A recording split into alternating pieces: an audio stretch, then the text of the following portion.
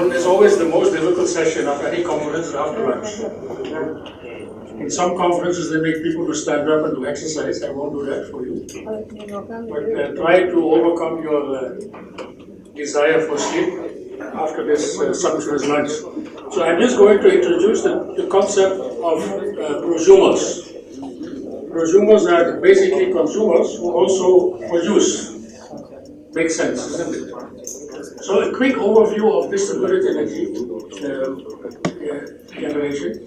Distributed energy generation means that the generation of electricity takes place in many places instead of being centralized. So the conventional system is you have big power plants of 600 megawatt, 2000 megawatt in a few places. So there is centralized generation and there is distributed consumption.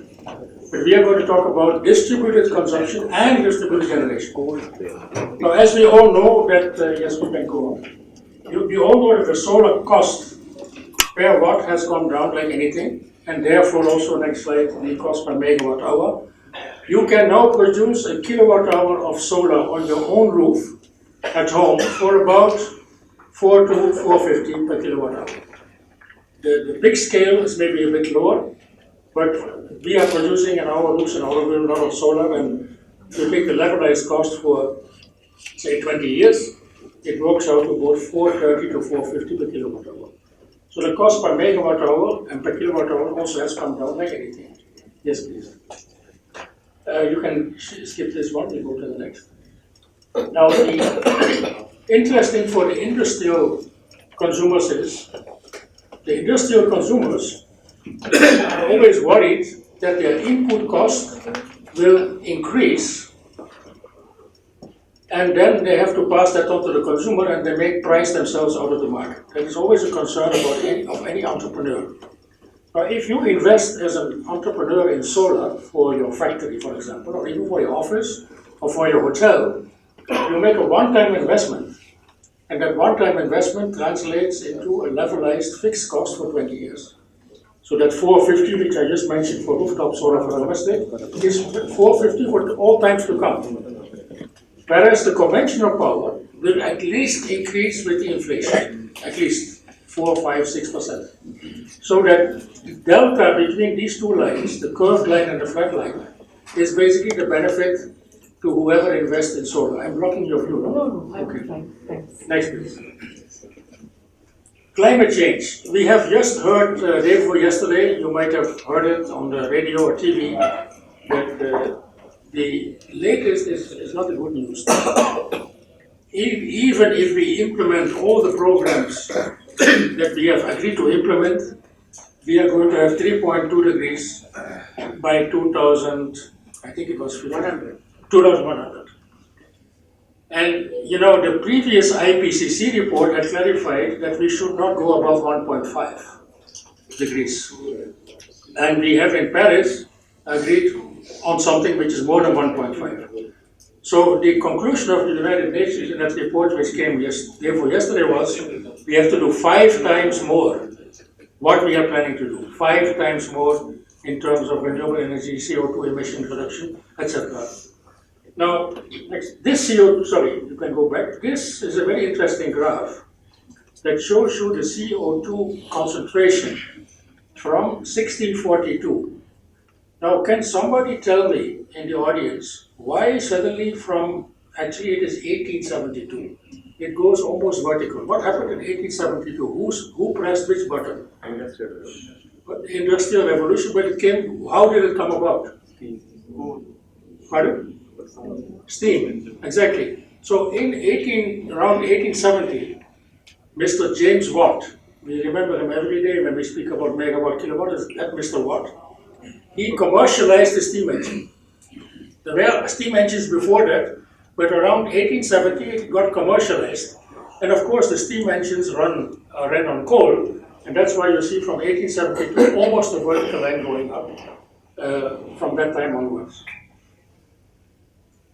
The average temperature of the tropics is increasing, that we all know. So here is a graph of that running up to 2018. Next, please. Now, what we always like to do is look at a full picture and not only renewable energy.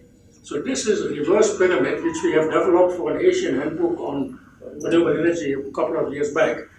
And it starts on top with the first question, which is need versus greed. Now, I immediately admit that is a very subjective question because somebody's greed may be your need, etc. But let me give one example. If you enter a five-star hotel, usually you find that you feel cold, isn't it? In fact, I came with full sleeves. I never wear full sleeves. I came in full sleeves because I know Savira always makes it too cold. So that is not even need versus greed, that is stupidity versus need. Because it is not required. I was once giving a presentation in a hotel in Delhi, the Grand Hyatt Hotel. There was an audience of 300 people. It was very cold. And there were people from the United States who had come and they were wearing full suit and tie. And my turn came to speak. So before I started my presentation, I asked the audience, all those of you who feel that even if the temperature goes up by another 3-4 degrees, we would be comfortable, please raise your hand. Everybody raised their hand. So then I asked the staff of the hotel, I said, you go, increase the thermostat, keep on increasing till these people from US start removing their coat, and even after that you have still 2 degrees more to go. And in a lighter vein, I said, we split the benefit 50-50. So that is an example of not need versus greed, but actually, to be very frank, stupidity versus need, because you don't need 18 or 19 or 20 degrees. You maximize the use of natural light in the case of lighting. That is called conservation. But then in the night, you need light. And then the question is, how can I get that same 350 lux with a minimum of energy? And that is called energy efficiency. So please understand the difference between conservation and efficiency. And after we have done those three things, we look at renewable energy. By the way, we are not suggesting that you have to do those things one after the other. You do them all at the same time. But the total picture includes energy conservation, energy efficiency, and actually figuring out what you need. So here I have one suggestion for the audience, if CLG allows. I request all of you, when you go back home today, to prepare, the weekend is coming, so you have holidays. You prepare for your home energy budget. You already have a household budget, most probably. The ladies in the room will confirm they have a household budget, financial budget. Please prepare an energy budget. How do you prepare an energy budget? You take the energy bills of the last 1 year. You figure out how much you have consumed. Suppose you have consumed average 5 kilowatt hours per day or 10 kilowatt hours per day. And you set yourself a target to bring that down, say, by 30% to start with. And you please sit with the whole family on the dining table, pass a formal resolution, get everybody to sign, and then start monitoring whether you can implement this. It's a very nice thing to do, actually. It's a fun thing to do. And you have to appoint one of the family members as the implementing or monitoring agent who makes sure that it happens. And it starts with very simple things. By asking the children when they leave their room to switch off the light. Very simple. By not leaving the refrigerator door open. By not using air conditioners at 18, 19, 20 degrees, set them at 27 degrees and see what happens. By using fans and not air conditioners. There are a whole range of things you can do, and then next time when we meet in the same room, I'm sure many of you will tell us that you have actually managed to achieve that target, and then we give you a new target. Next, please. Now, a little bit about the future grid. The present grid is, as I said, a unidirectional grid. Power flows from big power stations like Niveli or Kalpakam to many consumers. But the grid of the future is a grid where electricity gets generated in many places, on rooftops, on wasteland, maybe even in the oceans with offshore wind. It gets generated all over the place. Now, in the case of solar energy, the nice thing about solar energy is that the sun is the only source of energy, first of all. Do we realize that the sun is the only source of energy? There's one more, which is that heat in the earth. What is it called? Geothermal. But even 90% of the wind comes from temperature differences. So we can safely say that the only source of energy we have is the sun. Now, what is the nice thing about the sun? It is doing generation, transmission, and distribution. You don't have to go anywhere to catch the sun. You stick your hand out of the window and you catch the sun. For coal, you have to go to a coal mine. For wind, you have to go to windy areas. For hydro, you have to go to the hills. But for the sun, you don't have to go anywhere. Where you are, there is the sun. So you can generate where you consume. And that's where distributed generation comes into the picture. As I often say in workshops like this, or often I ask, and maybe I want to ask the young students in the back, the energy which is in coal, oil and gas, that energy came from where? Can anybody reply? The energy in coal, oil and gas. I already, I guess, had this type with you, so I don't want to... You know, then don't say, you already know the answer. Somebody who is reading the question for the first time. Where does the energy come from that is embedded in oil, coal and gas? The energy part. Organisms. Pardon? Living organisms. For the energy. The energy came from where originally? Pardon? Fossil material. No, that fossil material came through a process, but where did the energy come from? Sunlight. Who said sunlight? So you get two cups of tea in the afternoon. Sunlight, because the whole conversion to fossil fuels is because of the photosynthesis, and the photosynthesis is coming from the sun. So we should look at oil, coal and gas, look from today onwards as three big batteries. There is a battery called coal, there is a battery called gas, and there is a battery called oil. And the energy in those three batteries came from the sun. The sun took millions of years to put that energy into it, and we are taking that same energy out in a matter of a few hundred years. Now what happens when we take that energy out, convert it back into energy, we pollute the atmosphere and we produce CO2. So the whole energy story is about replacing those three batteries. We don't have to replace the sun, fortunately. The source remains the same, but we have to replace the manner in which we store the energy. So the grid of the future is going to have distributed generation and distributed storage. The missing piece in the puzzle today is storage. And the reason why the discoms, the distribution companies, are pushing back on renewable is also a bit of a valid reason. Because a couple of years back, one chairman of TVB asked me a very valid question. He said, okay, solar we will promote, wind we will promote, wind is fine, but what about the sun? After 5 o'clock, what will I do? And what he has to do after 5 o'clock is to be able to switch on the storage. And there was no storage.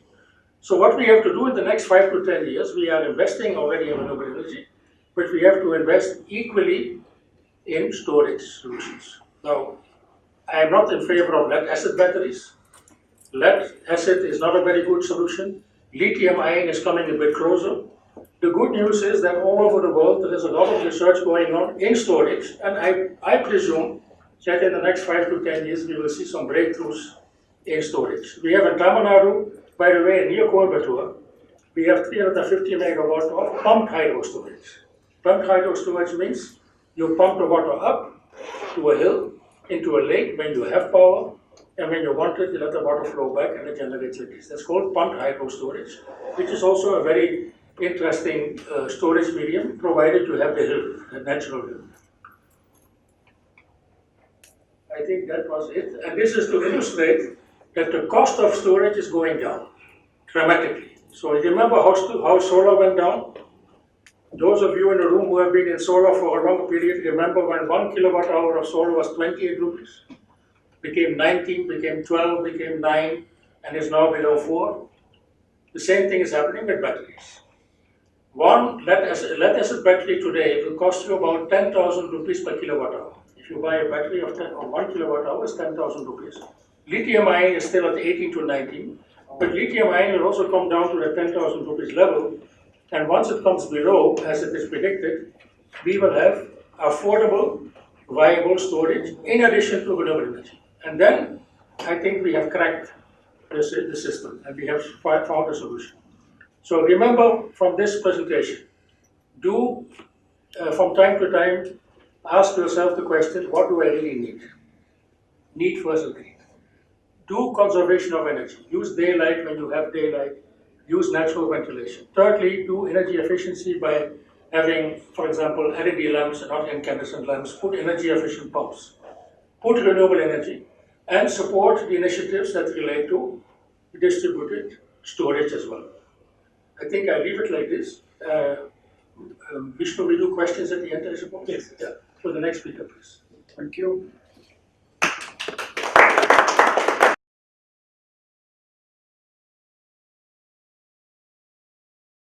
This open access and the consumer. Okay. So we will tell, in a short time I'll tell you what that particular publication is. It is a very authoritative publication. Okay. Very well crafted, but yes, over a period of time and by virtue of experience, we have found that there are certain difficulties. So those are some things that hopefully in the next few months will get overcome. The other thing that we're going to be looking at is wind energy. What I will do here is to put the subject in perspective and then give you a snapshot of what the wind energy is like in India. Then I will get into a thing of the 5 elements that any investor looks for, not just in wind energy, but any business. And against that, what the wind energy industry in India currently looks like, and what are we doing about it at the Indian Wind Power Association. Okay, so this is basically what I'm going to cover. So the very first thing, next slide please. Like what is open access is defined over here. Okay. Now, you can all read what is written there, but then can I have you, madam, read out what is there in red font? What do you mean? Just read out. Come on. You had lunch? You have? Huh? No energy. What do you mean learn? What do you get? Come on. Anybody else? Okay. So that is what it is. Like if you got the thing in red, you understood what open access is. Now in this, the term that I would like you to remember for the next few minutes is this word non-discriminatory. Okay? So like we will come back to this word non-discriminatory as we move forward. The next slide, please. Now, we talked of open access to consumers. Consumer is also very interestingly defined in the Act. And it is any person who is supplied with electricity for his own use by a licensee. Okay? Like, the thing is that it is only for your own use, it cannot be used anywhere else. So that is one thing to be borne in mind. And it includes any person whose premises, that is your building, your land, whatever, is used for the purposes of receiving electricity. So here again, nice complicated words, but very simple in terms of what a consumer is defined as. Okay. Now the next thing, there's one more term, and I promise you this is the last term that I am picking up from this particular act. Licensee. A licensee means a person who has been granted a license under Section 14.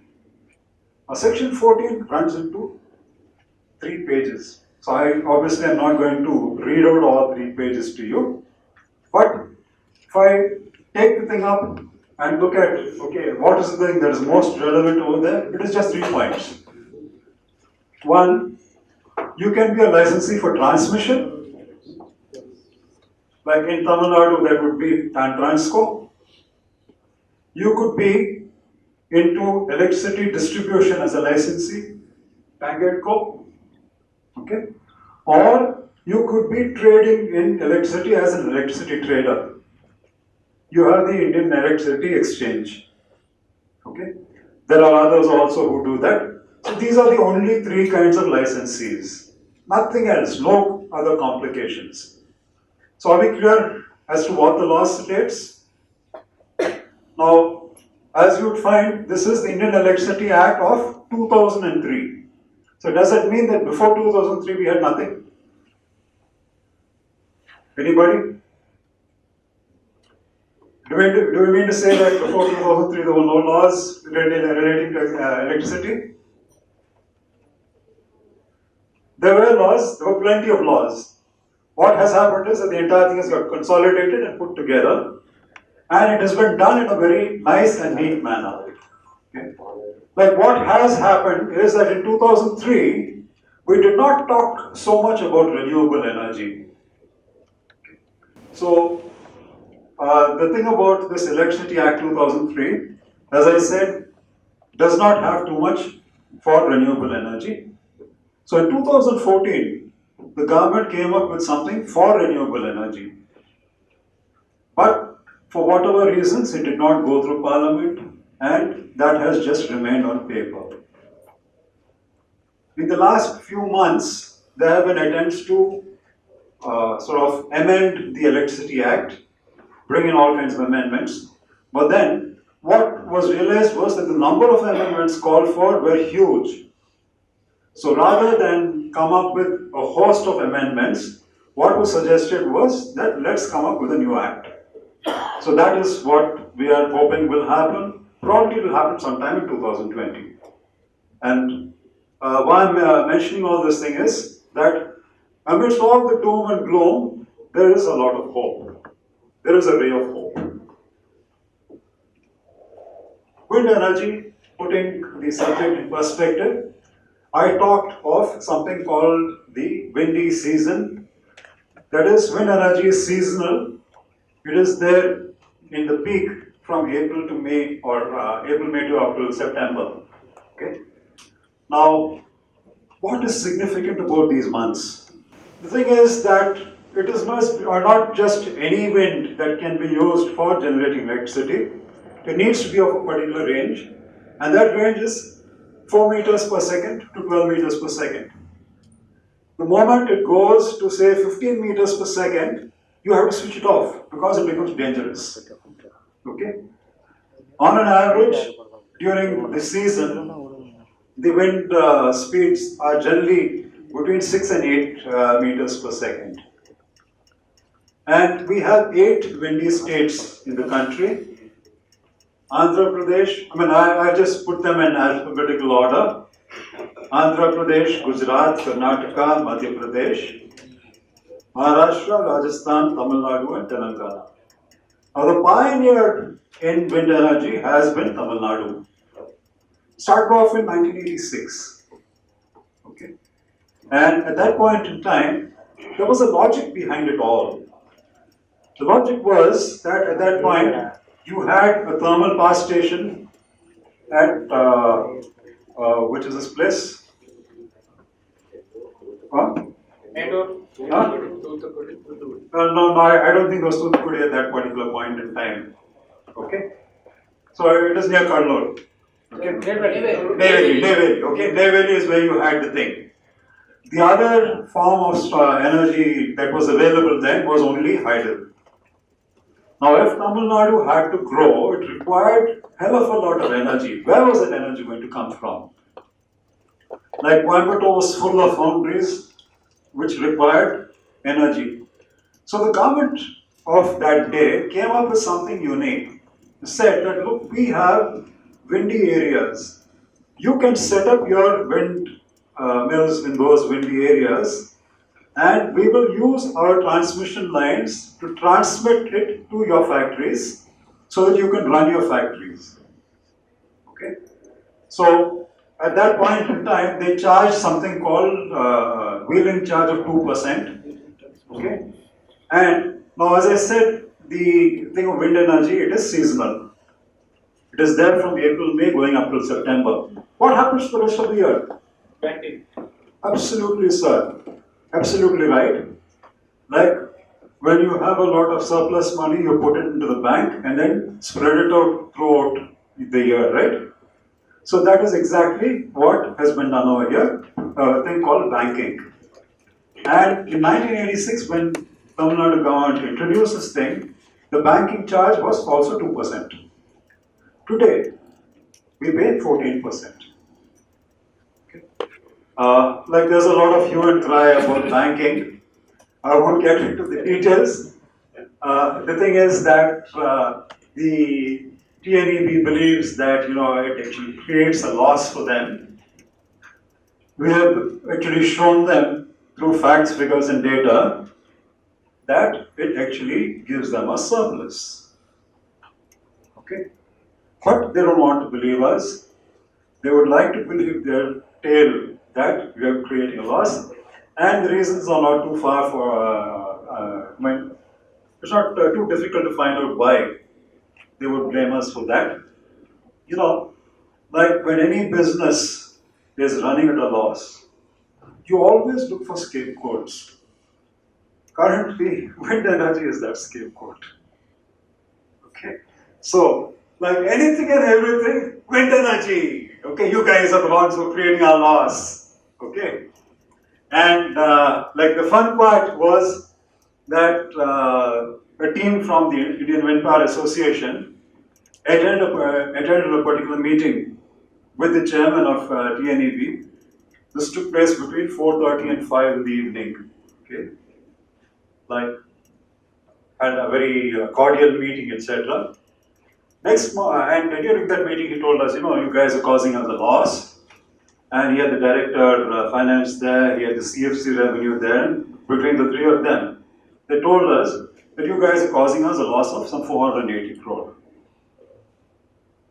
Next day, the newspapers state that wind energy is causing them a loss of 2,000 crore. 5 times, overnight. Okay. So the thing is that one questions where these figures come from, how within a matter of a few hours, something like a loss can be multiplied 5 times. Now, wind energy snapshot, like there is a potential of 695 gigawatts of energy at a hub height of 120 meters. This is a very recent finding, and this came out from work done by the National Institute of Wind Energy, which is based in Chennai. Earlier, we used to be looking at hub heights of 100 meters and 80 meters. At those heights, obviously, the potential was much lower. The figure used to be 302 gigawatts at a hub height of 100 meters. Okay. Now, our current installed capacity of wind energy is 36.75 gigawatts. And there is a target that has been set. Earlier they talked about this Paris Agreement, Paris Climate Agreement, where there was this commitment to reduce the greenhouse gases. India has committed in its own way to come up with a thing of fossil fuels being reduced to the greatest extent, and that by 2030, 40% of energy will come from renewable energy sources. Okay.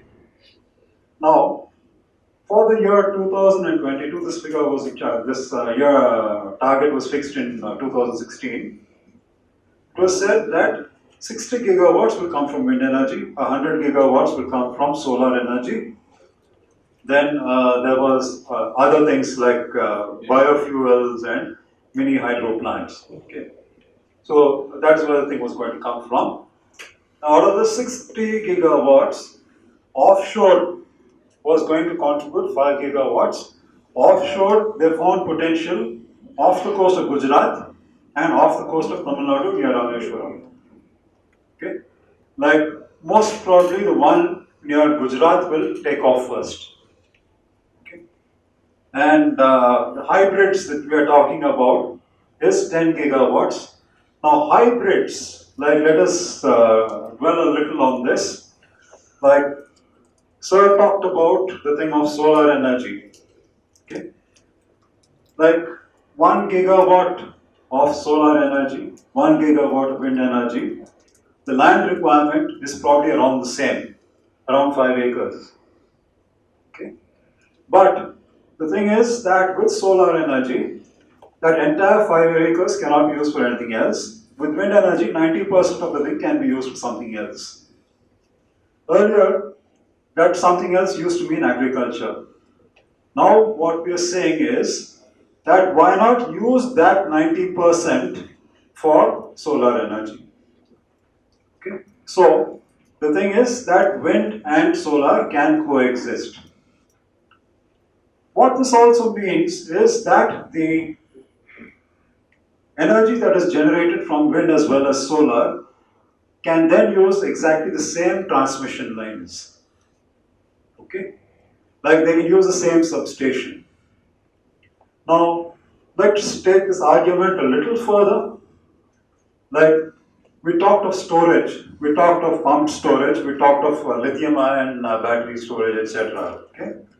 Now, work on the thing of storage is going on. There's a lot of research going on. Year on year, we find the prices going down further.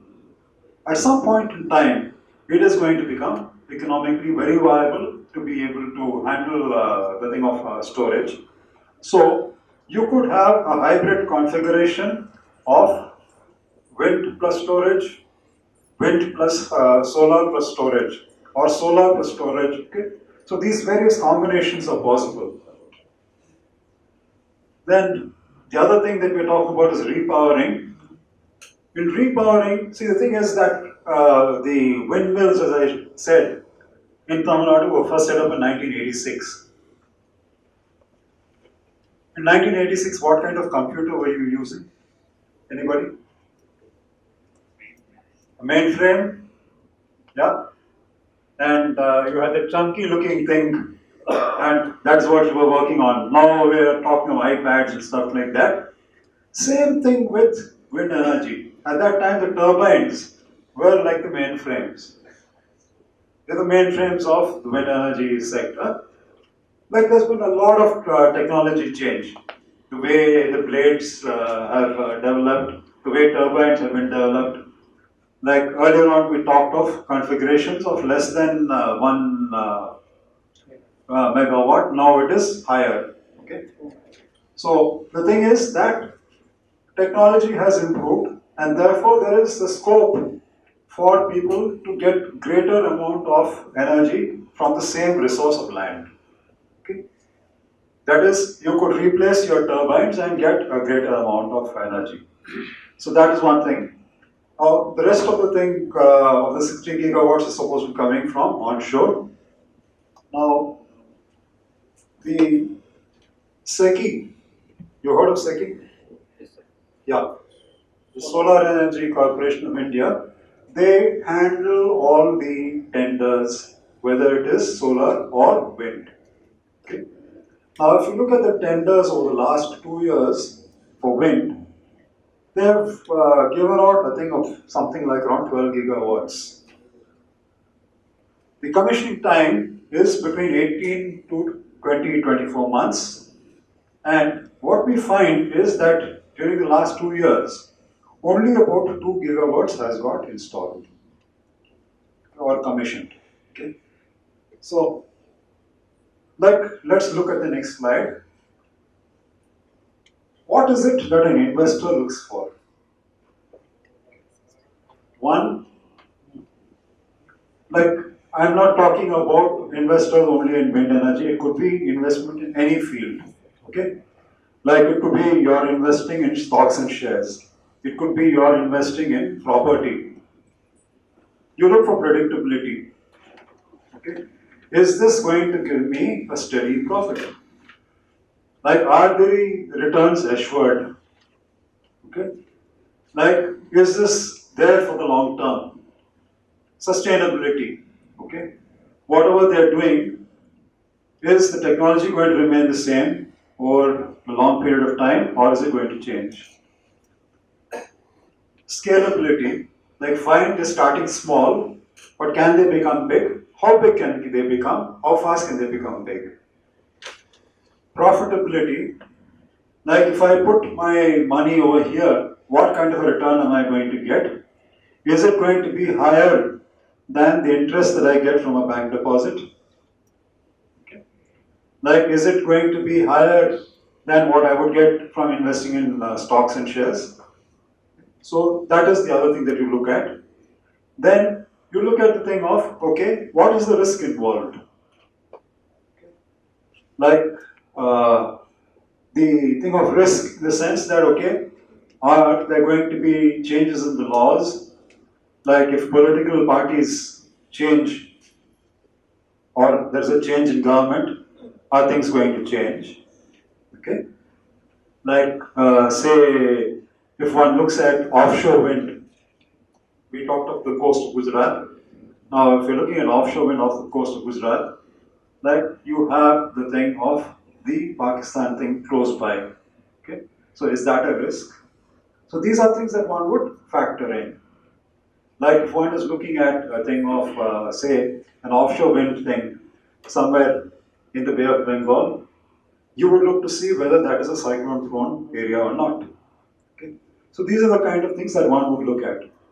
So now, let's get on to the next slide, please. So what is the wind energy outlook in India? We are high on potential, low on growth. 695 gigawatts, only 2 gigawatts fixed by the regulator. That is, the regulator is a body which comes out from the Electricity Act 2003. In Tamil Nadu, you have the TNERC, AP, you have APERC. Okay, they have public hearings.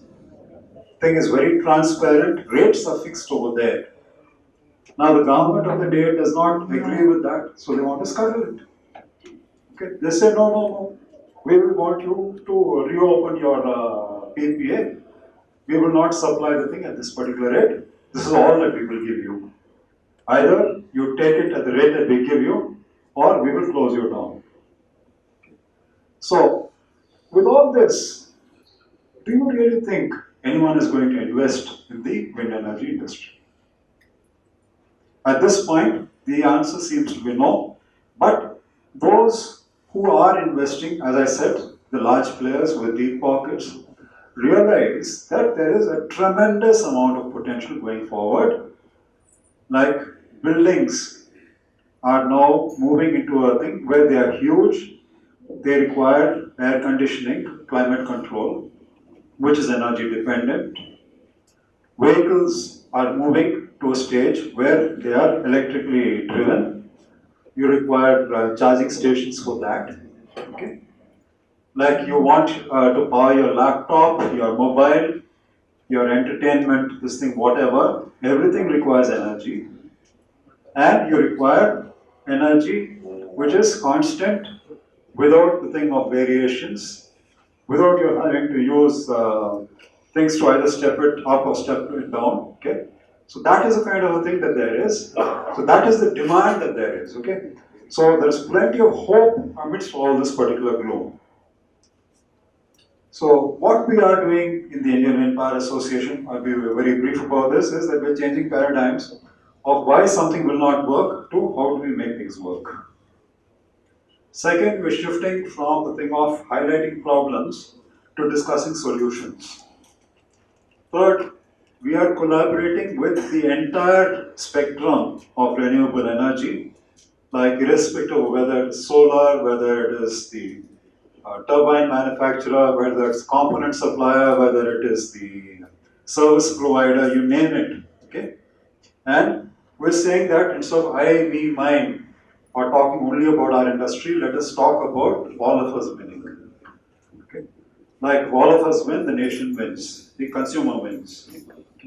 So the actions that we have taken from IWPA, one is that we have addressed this thing of power evacuation and optimizing grid integration of wind energy. Like there is a grid integration cost. Okay? And currently that cost is borne largely by the DISCOM. Probably unfair. Okay? So is there a way to cost that accurately and then to share that particular cost? Second, there are a lot of technological advances that are taking place. Can we collaborate with, say, centers of excellence, maybe the IIT Bombay or wherever this thing is taking place, and get things moving so that that integration takes place without a hitch? Then we're talking of repowering and hybrids. I talked about it earlier, so I will not talk too much about that. Offshore wind also I talked about. Now offshore wind, we are in discussions with the government of Massachusetts, which has done a lot of work in this particular area for renewable energy. Like they have met the government of Tamil Nadu and hopefully things will move. The other thing is that for offshore, we are also talking to another agency which is based in Germany, the World Forum Offshore. They are like us, a non-profit organization. We are working in collaboration to see how we can sort of ensure that offshore wind energy takes off in this country. Manufacturing, like for offshore, you require huge equipment, all of which can be manufactured in India. Like the thing is that those manufacturing facilities have to be near ports, and we have to have the marine infrastructure to move the thing to the sites and back. PPA and payment security for building long-term credibility. Like unless and until there is that predictability and other things that I talked about in the earlier slide, this thing is going to be a pipe dream. So that is something that we are working on. Last but not the least, what we are also working on is synchronizing the policy, regulatory, and business models. Okay? Like what we are looking at is inconsistencies between these three and then seeing how we can iron out things.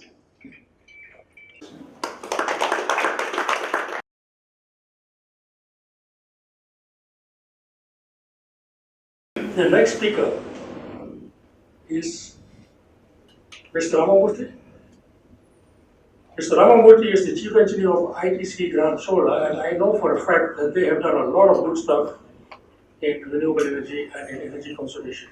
The mic is for you. Thank you. Thank you, Mr. Michael. Good afternoon, ladies and gentlemen. Good afternoon. The moment I saw Mr. Megan's name in the list, I decided not to wear my suit. I know that the temperature will be under control. Vishnu, thank you for this opportunity. I'll be sharing our experience with renewable energy, mainly wind, but I'll also touch upon the other aspects of it. In a way, this will be like a practical example of what Mr. Devaraj has been explaining all this while. Okay, some of these our own experiences I'll just share. Yeah, this is one of India's largest five-star hotels, possibly the largest itself by if you calculate the built-up area is concerned, right here in Chennai. Chennai being hot and humid, the air conditioning, yes, it is very high, the load is very high, the electricity requirement is also very high for this building. So having said that, there is a general perception that five-star hotels do everything in excess, consume large amount of electricity, water, resources, create a lot of waste, etc. Till recently, things were true in this direction, but things are changing and changing very fast. We have been at it for last 20 odd years with our own experiments with not only energy and water, the overall sustainability gamut itself. So I'll just take you through what has been done in this particular aspect, then we can take it from there. Yeah, it's a large hotel with offering lots and lots of facilities. This is one of the favorite hotels for visiting dignitaries, the latest being, right. So all these will consume a lot of energy, water, etc. Next. So what we decided since year 2000 is that we have been constructing, ITC has been constructing five-star hotels all this while. We have 18 of them right now. So what we decided was that to get it right in the design itself, you go for the best designs. You might have to spend a little extra while designing the building. So we have designed all our new hotels towards the green building concept. Okay. All our new hotels have been rated for the highest level of green rating. For example, in this building's case, we have gone in for the LEED Platinum certification. The highest certification is Platinum. Again, the Indian rating of Griha, which is in fact tougher than the US rating of LEED. So there also we have scored 5-star. This means that building is designed to optimal energy and resources consumption. And we are also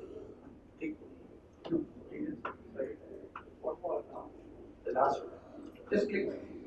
We are also ECPC 2010 compliant. ECPC, it is Energy Conservation Building Codes, which has been drawn out by Bureau of Energy Efficiency.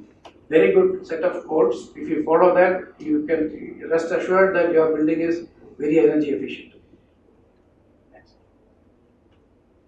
So, it is not that we designed the building and that's it.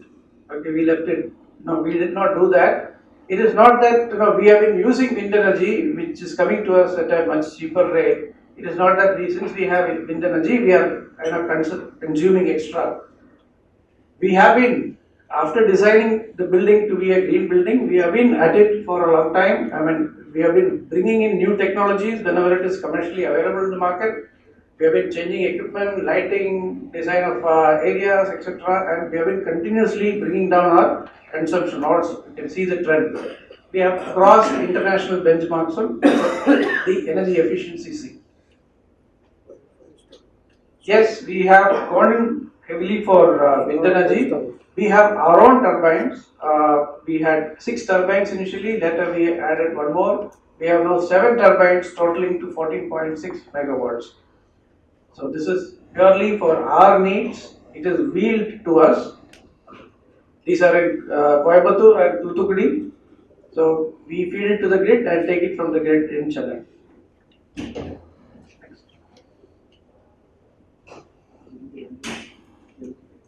Yeah, this is the trend of our consumption, and like Mr. Devara said, there is a wind season and how the wind is generated. The blue one is the energy consumption of our building. Okay, the green one is the wind production in Tamil Nadu. Okay, so as he mentioned, the windy months are these 4 months. What is generated apart from our use, what is balanced is banked, and what is in the bank we use it for the next 5-6 months. And at the end of the year, what is left in the bank, we are forced to sell it to the board at a very cheap rate. So, unfortunately for us, in fact, we wanted to cover our entire electricity consumption through wind energy, but unfortunately, it is not possible because in April and May, the wind season wouldn't have picked up, and only wind energy is only partially sufficient to take care of our requirement. For the rest of the month, on a good year, we will be through with wind energy. Wind energy itself has various factors. There is climatic changes, there are various other issues by which the production itself can vary. We see a general tender of cycle, wind cycle, 2-3 years it will go up and it will come down a little bit, and again it's cycling, more or less. So this is up to 18, 19, 19, 20 has been exceptionally bad.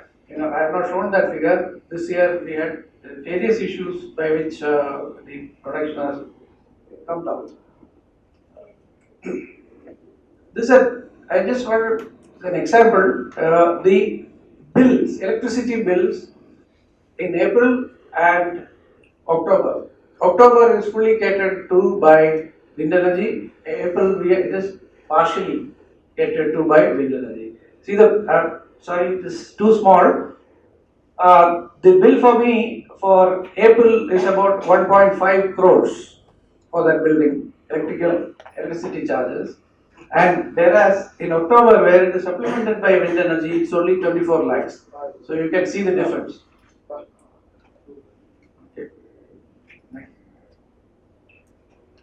Okay, that is about wind. We are not only focusing on wind, we are into other forms of renewable energy also. Okay, we have like most of the building, we also have rooftop for our hot water generation. And currently now we are in the process of completing this installation of a 5 megawatt solar plant in Dindigul. That will also help us to reduce our dependence on grid energy. And we are also starting 2 more hotels, so this excess from this will be shared with those hotels also. Next. Not only on electrical energy, we are looking at renewable energy for other areas also. For last 3 years, we have moved on to biodiesel for our boiler.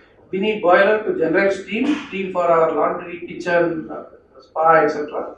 So now it is purely through biodiesel, soya based or palm oil based biodiesel. So that this is also classified as a renewable energy, though it is not the cleanest form, but it's still renewable energy. Next.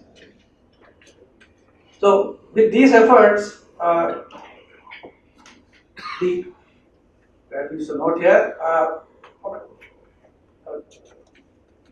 88% of our electricity requirement is met through wind. Yeah, thank you very much. I think we should have given them more time because they also have done some interesting stuff in the air conditioning technology. Maybe during the Q&A, somebody should ask a question, what about air conditioning? And they can tell you some very interesting stories there as well. How they have saved a lot of energy on the air conditioning in that hotel. It's always nice to hear people who are in the real world, getting involved in renewable energy, and not only NGOs and fanatics like myself. Now we have an interesting story to hear from Dinesh. Now, what is interesting about Dinesh, there are many interesting things about him, but one interesting thing is that he has done the same thing in California. He has been active in California. He has seen all these difficulties which we are facing today, which, evacuation, curtailing. They don't have the not paying problem. That is the only one they don't have. But all the other stuff he has seen the duck curve, all that stuff he has experienced in California. So he is a very great resource for all of us. Dinesh, the floor is yours.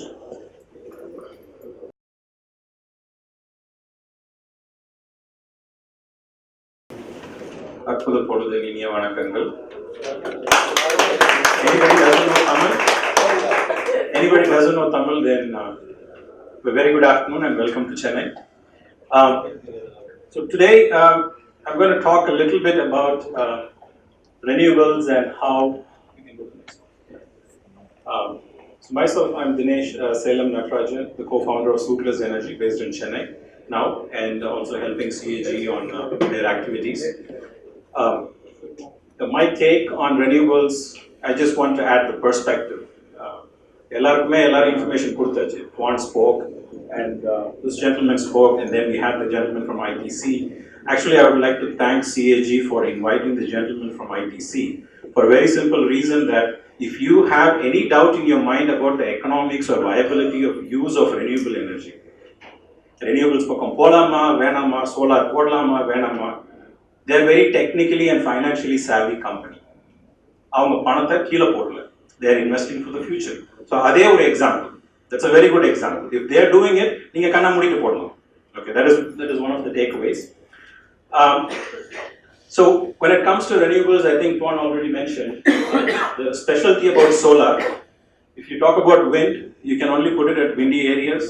If you talk about geothermal, it's not much in India, but in California there is geothermal.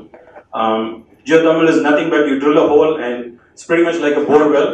What you get is water that when it hits the atmosphere, it converts into superheated steam at 200 degrees Celsius. Without burning any fuel, you get steam that you can use to run your turbine. And it goes on and on. And tidal and wave energy, it's also renewable, but you need to be at the coast or areas that have high tidal variation. And small hydro, only where there's water you can try to use it. But the advantage of solar is, like Ron already pointed, if there is no shade, then there is solar available for you there. So let's talk about a little bit about the conventional energy. In terms of what it does to the environment. When we produce 1 unit or 1 kilowatt hour of energy, and this is more relevant to India, we use up 4.1 liters of water for every unit of electricity that we produce and consume. And it also emits about almost 1.5 kilograms of carbon dioxide. Now, what 1.5 kilograms of carbon dioxide really means is the volume of this table. If you put yourself in a room and fill it up with 1.5 kilograms of carbon dioxide, you'll be done. You'll die. That's how poisonous it is. And it also emits about 10 grams of sulfur dioxides for every kilowatt hour. Now, if you're wondering what the sulfur dioxide really is about, உங்களுக்கு தெரிஞ்ச யாருக்காவது asthma இருக்கா? That is caused by components like sulfur dioxide. And 6 grams per unit of nitrous oxides. Okay. And what nitrous oxides and sulfur oxides also do is they contribute towards acid rain or acidic water when it rains. And what I have not quantified, maybe other experts can share, is how many liters of drinking water gets polluted with ash ponds. There is coal, the coal ash has to be stored somewhere and it pollutes the land. Okay, go to the next one. Go to the next one. So, we're now almost to the end. So choose your legacy. See, whether it is a company or your own family life or whatnot. You work hard, at the end of the day you want to make more money, but after making the money, what is it that you're going to leave behind for the next generation? You can give 2 crores to your kids, but end up with kids that live in an environment like this, where it is foggy, smoky, they have to wear masks to breathe. Or we can give a legacy to our children, and it's not just children, to our legacy to our children where they breathe clean air. Now, if it's your family, this is the analogy. Either in a company, you want to leave a healthy company. You invest in solar today, for example, your production cost to 30% is electricity. Electricity rate you invest in solar today, so you will know that for the next 20 years, production cost is also, it is a very strategic thing. You don't need to worry about how your competition is going to do, because they may competitor rate ஏறிடும்.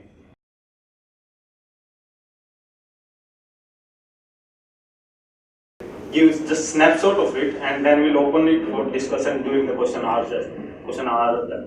session. So let's move to the next slide, please.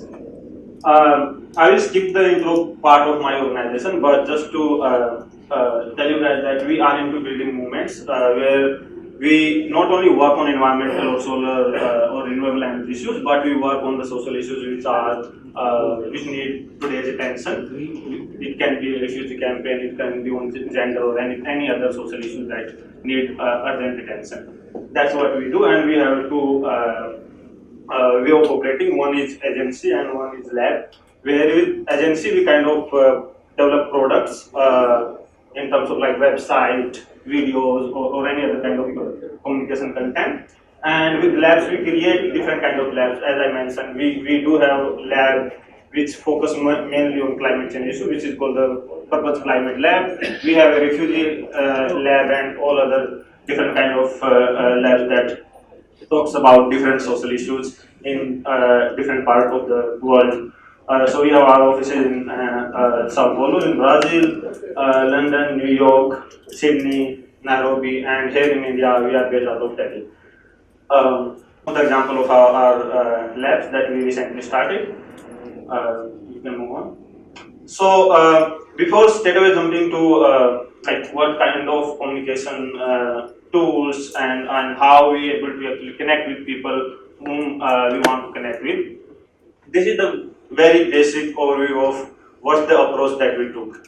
So we don't really like straight away go into a state and start implementing our strategy based on what we learned from different countries or different states within India, or even within a state in one city. So what we do, we kind of see for the movements which are building up. Like right now there is election movement in Maharashtra, so let's work on it and then engage with the politicians, put some of the people demand into the manifesto first, and then let's work with them once the government is formed to really make it a policy or program based on those commitments that they made in their manifesto. And not only there, let's not stop over there, because the policy is in place. It's now our responsibility to put a pressure and keep asking them questions that, there is this policy, what's the progress over there? So keep engaging public and policymaker as well as authority who are responsible for implementing it. And there are different ways and means of doing it. So as I told, like, we first see which city, which area to go in. Then within city, obviously, we have to identify the audience, we have to identify the right stakeholders from whom we can learn, like this kind of space where we hold different kind of area stakeholder experts coming in and sharing our experiences. And if as I move into my presentation, you will see it's kind of a this is what I was talking about, that from the earlier talks we have seen renewable energy is totally making sense in terms of cost, but still people are not going for it. Like rooftop is not seen any kind of the desired growth in it.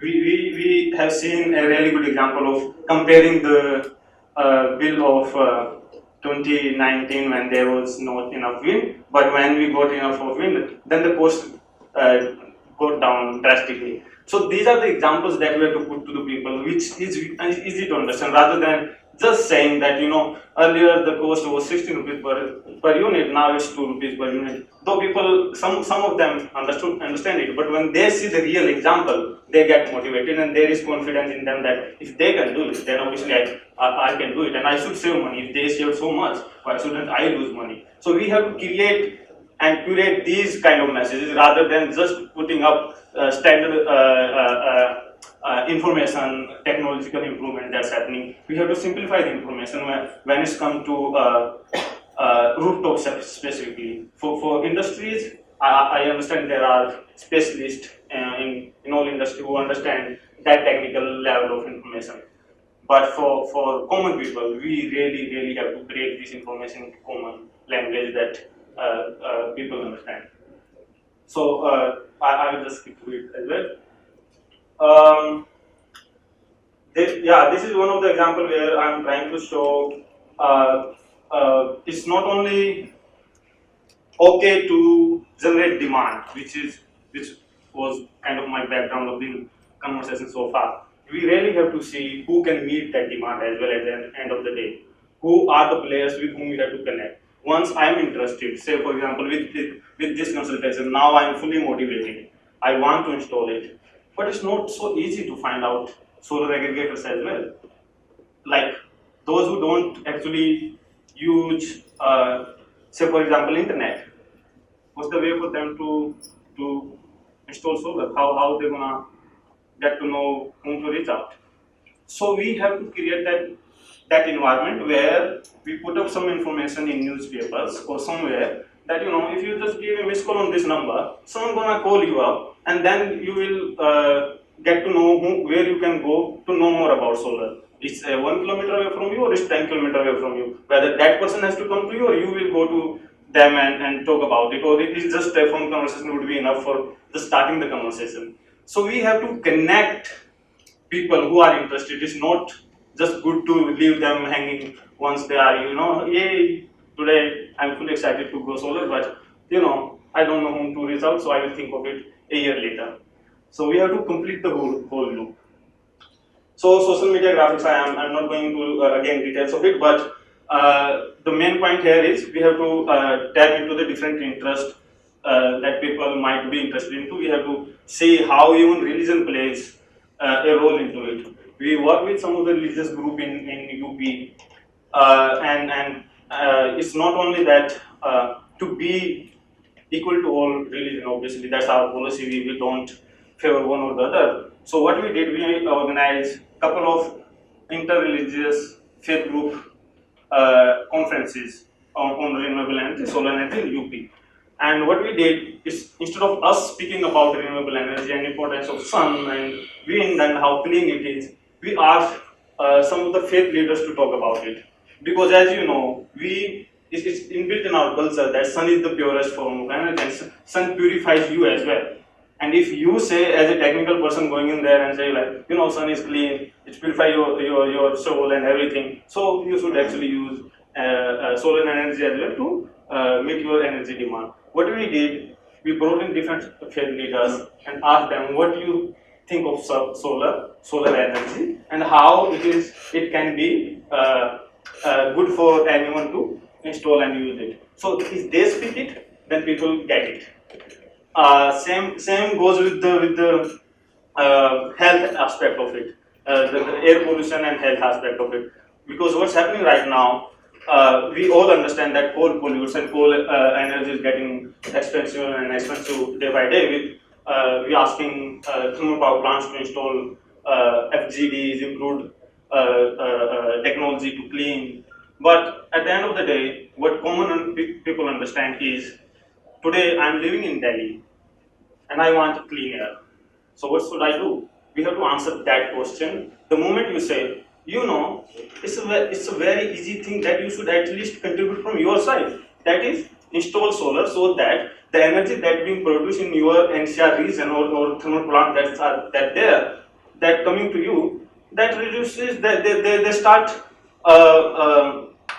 producing less. The moment they start producing, you will be bit on the lighter side of the air pollution side.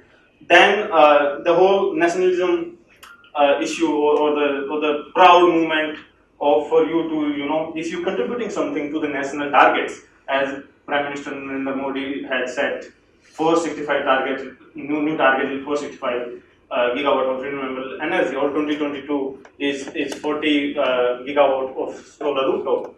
So if people are motivated to contribute towards something that nation care, nation development, you should dive into that message. Why are you losing up on that? That if you are a nationalist, if you want your nation to grow and develop, install solar, because that's what makes you proud at international level as well. That's what makes you proud as a citizen as well. That I am a Delhiite, I installed it. That's why I am contributing something good for my city. So let's dive into those kind of messages. Then people will give us more interested into installing it. These are some of the examples from the earlier work that we did in UP, Bihar. There are different kind of audiences. This TV and advanced technology communication channels and tools may be useful and can be directed to a set of audience, but not to all. So we have to think of different channels that we should be using to reach out to those whom we are living or are not part of our earlier communication audience. So radio is one of them. I think no matter how advanced we are in some of the city, but when you go to the rural UP, some areas of Uttar Pradesh, you will see people don't even have TVs in their home. So the product that you develop, the videos, these are not reaching out to them. What do you do for them to really understand this and invest into something like solar, so that they also become energy independent? And I really like the starting line that let's make consumer of today's producer of tomorrow.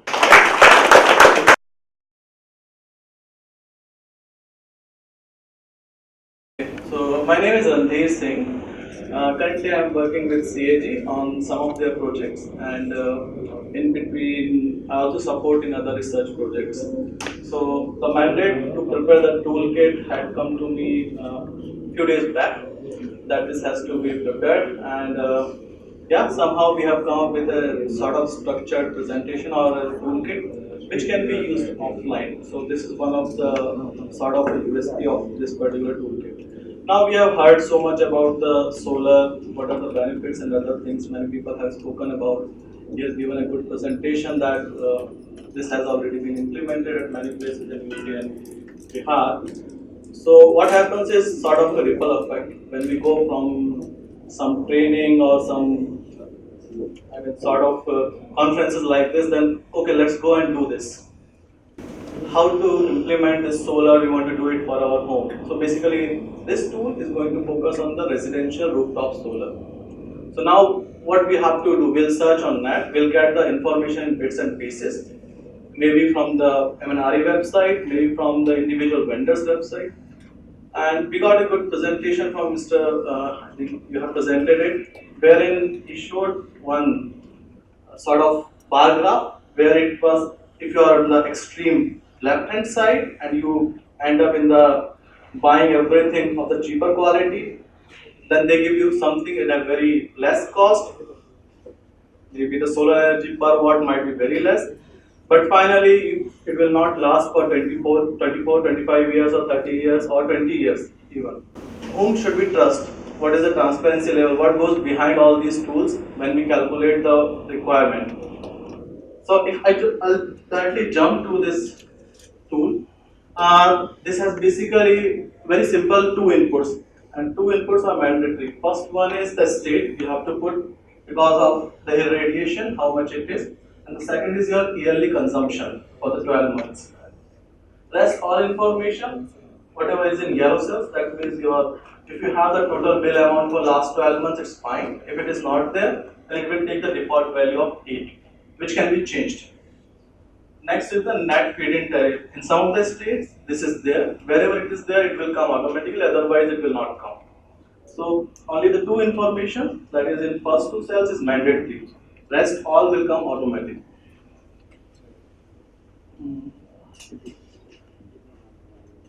In case of the total carbon footprint, this is the real thing which you are going to save by switching from the currently thermal generated power or the coal to the solar. So this is the sort of benchmark study. It is taken from a paper. If we consider coal as 100 and the solar is going to generate just 4% of that. The solar is going to generate 4% of the coal. So this is thermal energy, this is the solar energy. Of course, we have the better ones, but right now if we are talking about saving the 96%, then this is one of the solutions.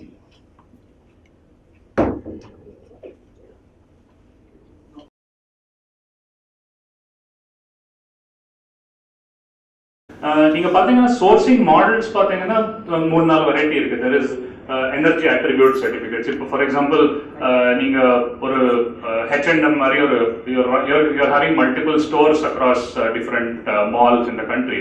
So உங்களுக்கு வந்து you can't set up separate plants and consume, so you'll typically buy certificates.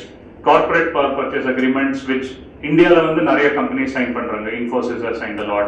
இங்க வந்து Breaks India is a good example of someone who was in ITC. You just heard from Mr. Ramurthy about the examples and the significant savings that it has achieved. Utility green procurement programs and EB itself offering it as a separate tariff category. For example, Karnataka they call it green tariff. Andhra I think they call it green tariff. And then production for self-consumption. So the captive plants, whatever they say, where you own some shareholding in the plant and consume some minimum amount of electricity, that is the production model in this. And main drivers வந்து என்னது, for example, ஏன் ஒரு company இந்த மாதிரி இதெல்லாம் பண்ணணும், just take power from the grid and be happy and work to economize, but உலகம் மாறுறது சொல்றாங்க. அது மாதிரி environmental and sustainability drivers internal and external வந்திருக்கு. For example, typically இந்த external drivers வந்து இப்போ ஏதாவது MSME ரெப்ரசன்டேட்டிவ்ஸ் இருக்கீங்களா இங்க? MSME Indranand sir was also there. So அவங்க வந்து நீங்க இப்போ பெரிய கம்பெனிக்கு ஏதாவது சப்ளை செயின்ல நீங்க சப்ளை பண்ணிட்டு இருக்கீங்கன்னா அந்த கம்பெனி வந்து டெக்ஸ்டைலா இருக்கட்டும் இல்ல ஆட்டோமொபைலா இருக்கட்டும், அந்த பெரிய கம்பெனி வந்து they will set a target. எனக்கு ஒரு கார்பன் ரிடக்ஷன் கோல் இருக்கு, அது நீங்க எல்லாம் சப்ளை செயின்ல இருக்கிற எல்லா கம்பெனியும் நீங்க மேட்ச் பண்ணணும்னு. ஸோ நீங்க அவங்க ப்ரொக்யூர்மெண்ட் பாலிசி ஒத்துக்கிட்டு அண்ட் நீங்க சப்ளை பண்ண கண்டினியூ பண்ணணும்னா you have to abide by that rule. So that is one thing. And internally also நிறைய வந்து சஸ்டைனபிலிட்டி டிரைவர்ஸ் இருக்கு. இப்பெல்லாம் நீங்க சீஃப் சஸ்டைனபிலிட்டி ஆஃபீஸர்னு ஒரு போஸ்ட் கிரியேட் ஆகிருக்குன்னா, so those officials are also typically driving these things. CSRல வந்து it is becoming an increasing thing. ஸ்ட்ரிக்டா வந்து உங்க கன்சம்ஷனுக்காக சோலார் விண்ட் பிளான்ட் வச்சுக்கிறது CSR இருக்குமா இல்லையா, ஒரு there is a debate, but சில பேர் they do it, but let's take it as a good thing for renewables னு சொல்லி we'll go ahead. அண்ட் இப்போ வந்து ரெப்யூட்டேஷனல் டிரைவர் வந்து ரொம்ப இதுவாக இருக்கு. ஃபார் எக்ஸாம்பிள் இப்போ குளோபலி நீங்க பாத்தீங்கன்னா ஃப்ரைடேஸ் ஃபார் த ஃபியூச்சர்னு குரூப் இருக்கு, எக்ஸ்டிங்ஷன் ரெபிலியன் எல்லாமோ, there are groups which want to pressurize the global community to move more and more into renewables. So they actually go outside with placards and talk to companies not to continue with their existing procurement. Things on the reputation drivers are a thing. Of course, economic and financial drivers, example has been given by Ramamurthy sir, I need not elaborate further. And energy security, which Sir Tuan spoke about.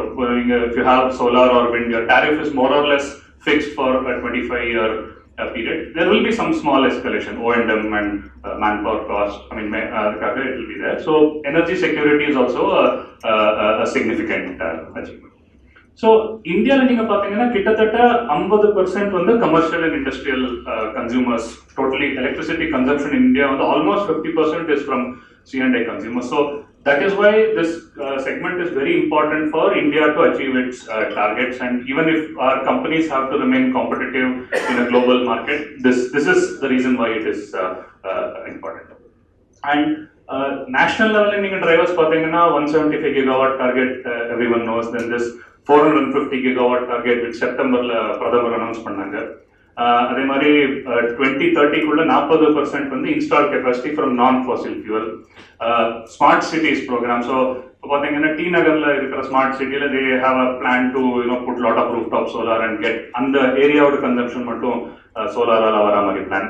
State லெவலில் வந்து green energy காரிடார்னு so transmission network எல்லாம் upgrade பண்ணுறாங்க. இவ்வளோ வர extra renewal energy எல்லாம் எப்படி எடுக்கலாம். அண்ட் காலையில் வந்து ரசிகா சொன்னாங்க about how Tamil Nadu can also export it's capacity to other states. So this green energy corridor will play a significant role if electricity from Tamil Nadu has to go to Punjab, Haryana and all those places. And renewable energy policies for different states are developing, and இது வந்து போக போக it is going to become an investment driver. இப்போ நீங்க if you see in US, lot of companies when they negotiate for, let's say Amazon, if they want to negotiate for a data center or for a huge office space in different states, one of the evaluating principles is on the state how much of renewables will you allow me to take up. That has not yet caught on here, but it will at some point of time. And then open access patti Devraj sir sonnanga. Of course it needs lot of workarounds. There are arguments in favor of the utility as to why they are discouraging open access, but the companies pakkum nyayam irukku. Group captive வந்து நான் சொன்ன மாதிரி you take about 26% shareholding in the generator, and if you consume at least 51% of the electricity over a year, you are exempted from the cross subsidy charge னு ஒரு போடுவாங்க utility. அதுல you are exempted from it. Then there is gross net metering in case of rooftop solar, and REC mechanism. இது வந்து it has been there for quite some time, but enforcement சரியா பண்ணாததுனால lot of unsold RECs on the marketல இருக்கு. So இதையும் கொஞ்சம் improve பண்ணி if regulators start becoming strict with discoms and get them to fulfill the requirement through RECs, it will be useful. Typically இது வந்து யாருக்கு யூஸ்ஃபுல்லா இருக்குன்னா, இப்போ இந்தியாவில் பார்த்தீங்கன்னா கிட்டத்தட்ட அரௌண்ட் 7 or 8 ஸ்டேட்ஸ்ல தான் நல்ல wind potential இருக்கு. Solar okay is more or less spread out through the country. But நீங்க இப்போ நார்த் ஈஸ்ட் ஸ்டேட்ஸ் இல்ல for example JNK, Himachal Pradesh அந்த மாதிரி எல்லாம் பார்த்தீங்கன்னா அவ்வளோ renewable, and even Delhi for instance அவ்வளோ ரினியூவபிள் எனர்ஜி capacity இல்லை. So they actually need these certificates if they have to meet their and contribute to the country's thing. And accelerated depreciation வந்து for commercial and industrial consumers it is a main driver. So இவ்வளோ வருஷம் it was that நீங்க solar plant இல்லை wind plant போட்டீங்கன்னா first இயர்ல 80% depreciation உங்களுக்கு கிடைக்கும். அதை இப்போ 40 ஆக்கியிருக்காங்க, but it is still significant. இதே மாதிரி ரெசிடென்ஷியல் சைட்ல there is no mechanism yet, but நிறைய பேர் they are trying to tell the finance ministry, power ministry that start giving income tax benefits to residential consumers also. Hopefully that will be the biggest push for residential, but that is another topic. And cost வந்து again Ramamurthy sir demonstrated the impact of wind, but just have a look at these numbers. So commercial in Karnataka 8.75, Tamil Nadu 8, Maharashtra 13. Similarly LT industrial அந்த மாதிரி ரேஞ்சில் இருக்கு. So when you have all this and with landed cost of RE பார்த்தீங்கன்னா, for instance if your solar or wind plant even generates at 4.5 to 5 rupees, நீங்க transmission charge of 1.5 கூட போட்டாலும் different types of consumers still have it economical compared to grid tariff. So this is one of the biggest drivers that is going on. So can just go. But இதெல்லாம் நீங்க you can go back. Yeah. So but இவ்வளோ எல்லாம் ஈஸியா இருந்தாலும் why aren't people going ahead full steam? Again, lot of challenges are there. State வந்து nowadays, I mean, when all these open access schemes started, utilities also didn't understand how it would impact them. So இப்போ பார்த்தீங்கன்னா 2013ல Karnataka ground mounted solar gearing பண்ணும்போது utilities எல்லாம் வந்து சொன்னாங்க we don't know how this is going to impact us. But regulator வந்து they said try it out for 5 years or till the state's capacity reaches 1000 megawatts, then we'll reevaluate it. But by the time that 5-year period ended, Bescom and all the other utilities ரொம்ப financial hit தொடங்கினப்போ இந்த revise பண்ணும்போது என்ன தவறு பண்ணாங்கன்னா இனிமே முன்னாடி போக charge போடுறது okay we can understand, but முன்னாடி போட்ட பிளான்ட்டுக்கும் அதே சார்ஜ் போட தொடங்கினாங்க. ஸோ கோர்ட் கேஸ் இதெல்லாம் ஆச்சு. சேம் வே ஆந்திர பிரதேஷ்ல பாத்தீங்கன்னா இப்போ ரீசெண்டா நெகோஷியேட் பண்ண பவர் பர்ச்சேஸ் அக்ரிமெண்ட் எல்லாம் they said you have to renegotiate or accept some lower tariff.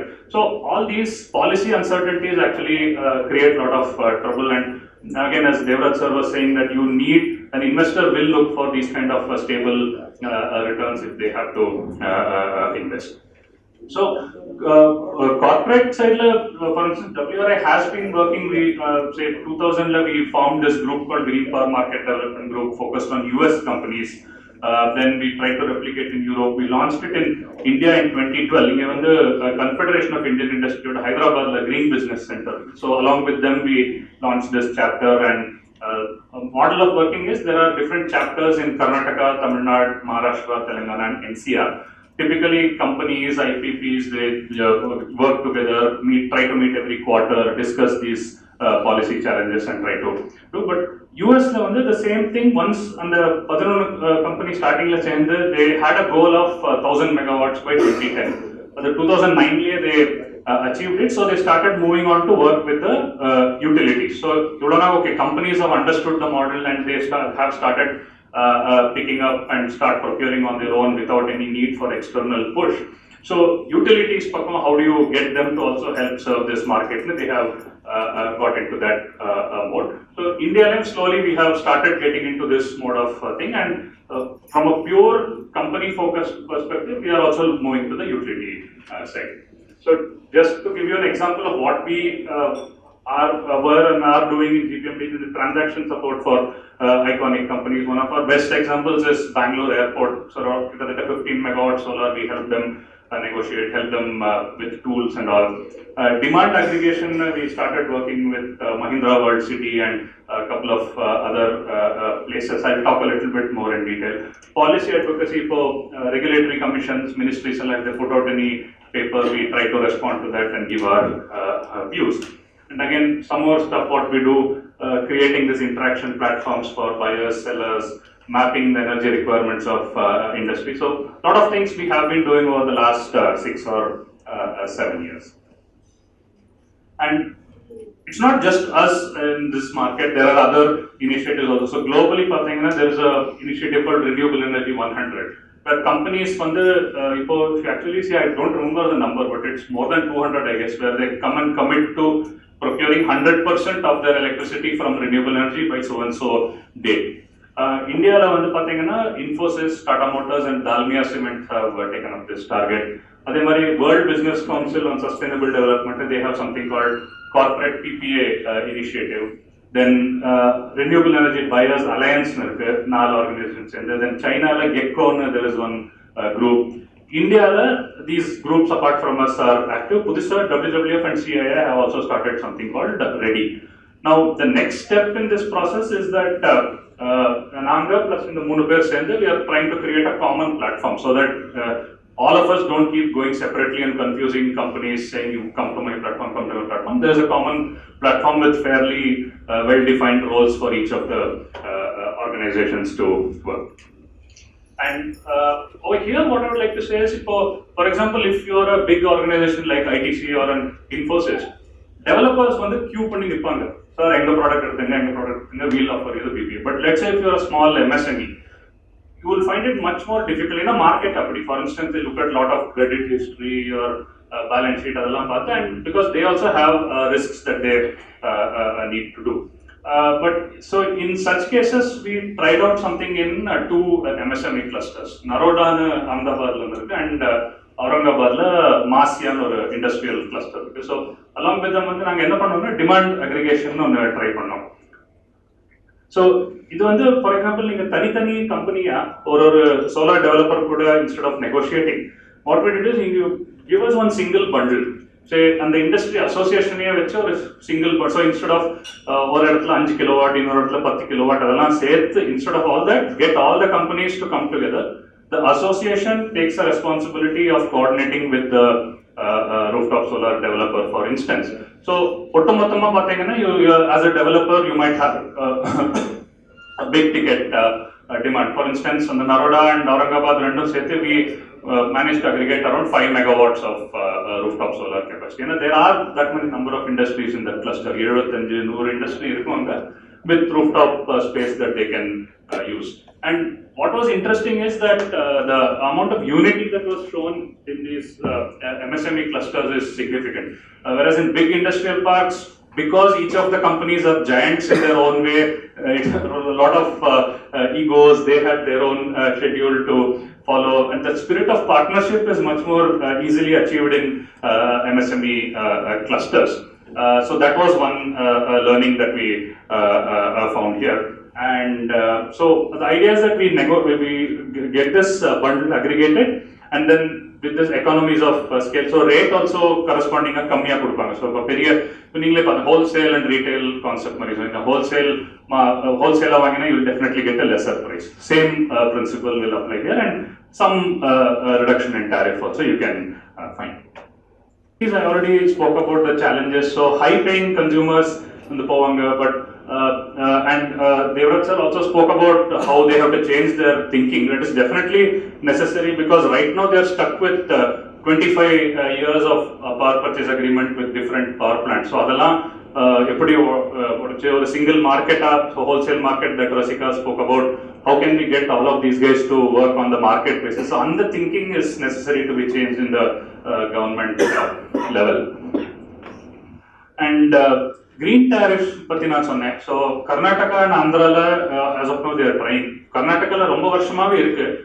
It is simply saying that unga existing tariff la 50 paisa adhigama neenga kudukka ready ah irukengana, we'll classify your tariff as green tariff. So whatever REC benefit is there will also come to you. No? Of course, adhigam tariff irukadnala people have not taken up, but Mangalore Chemical and Fertilizers, they took a large share of it from Mescom's supply. Similarly, Andhra Mahindra or dealer cancel on a tariff, the green tariff, he has got it reinstated in Andhra. So those are some positive examples, and it also makes sense. So as a company, core operations, why will you keep trying to negotiate? And the utility keeps doing that every single day. So you get into a tariff arrangement with the utility, and utility also doesn't lose you in the process. So among economics will also benefit. That is the theory, and we are trying to work with a couple of utilities to implement this. So hopefully we'll have some success stories to report. And yeah, benefits, they retain their existing consumers, and attracting new C&I consumers is a key. So, and again I go back to the US example. When they start negotiating for facilities in different states, renewable energy is becoming a key parameter to decide. You can get additional revenue and also volatility of market dynamics you hedge against. Yeah, and that's about it. So it makes sense for us. Thank you, Deepak. Very good overview of how industries and corporations also can get involved in the renewable energy story for many good reasons. I liked very much the one of the last slides where he says that they bundle the smaller players together. Is that bundling you buy and sell, or you just help them facilitate? Facilitate, exactly. So then they become stronger together. We will now ask the speakers if you can kindly come here. We will organize the chairs in a nice oval shape. mean not 3 questions for one person, but 3 persons, so that we can then divide them and respond. Is that okay? So, who would like to ask a question? And please mention your name and also the name of the person to whom the question is addressed. Or if you don't know to whom it is addressed, just simply address it to the whole panel. So, who is the first one who wants to ask a question? Sir இப்போ சோலாரில் open ஆக்சஸில் போடும்போது இப்போ டைரெக்டாக இப்போ power generate பண்ணும்போது அதே time தான் use பண்ணிட்டு இருக்கணும். இப்போ அந்த banking at least 24 hours banking already இருந்தது, இப்போ அதை கட் பண்ணிட்டாங்க. ஸோ அப்படிங்கும்போது எப்படி இப்போ எம்எஸ்எம்இலாம் வந்து பார்த்தீங்கன்னா ஆல்மோஸ்ட் குட்டி குட்டி இண்டஸ்ட்ரிலாம் வந்து அவங்களுடைய யூசேஜே பார்த்தீங்க அப்படின்னா மினிமம் பெர் மந்தே ஒரு 1.5 lakh யூனிட்ஸ் அந்த மாதிரி தான் இருக்கும். அட்லீஸ்ட் மினிமம் வந்து அவங்களுடைய 50% அப்படின்னு நம்ம எடுத்துக்கூடும். ஸோ அவங்களுடைய மினிமம் கெப்பாசிட்டி ஒரு 1 MW இருந்தால் தான் நம்ம வந்து ஓப்பன் ஆக்சஸ் போக முடியும். ஸோ இது எப்படி டேக்கிள் பண்ணுறது? Okay, so that's a good question about open. So if you can start with the first question. Right, all right. In fact, ideally we should discuss it separately, but it's a long and a big subject, okay, the energy efficiency measures in that building. So if you remember my slide, the most important factor we have considered is the design itself. Okay, it starts from how do you orient the building, what kind of construction materials.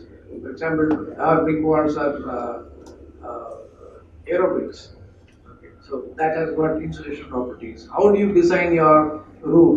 There are certain roof insulation values that should be compliant with the energy conservation building code.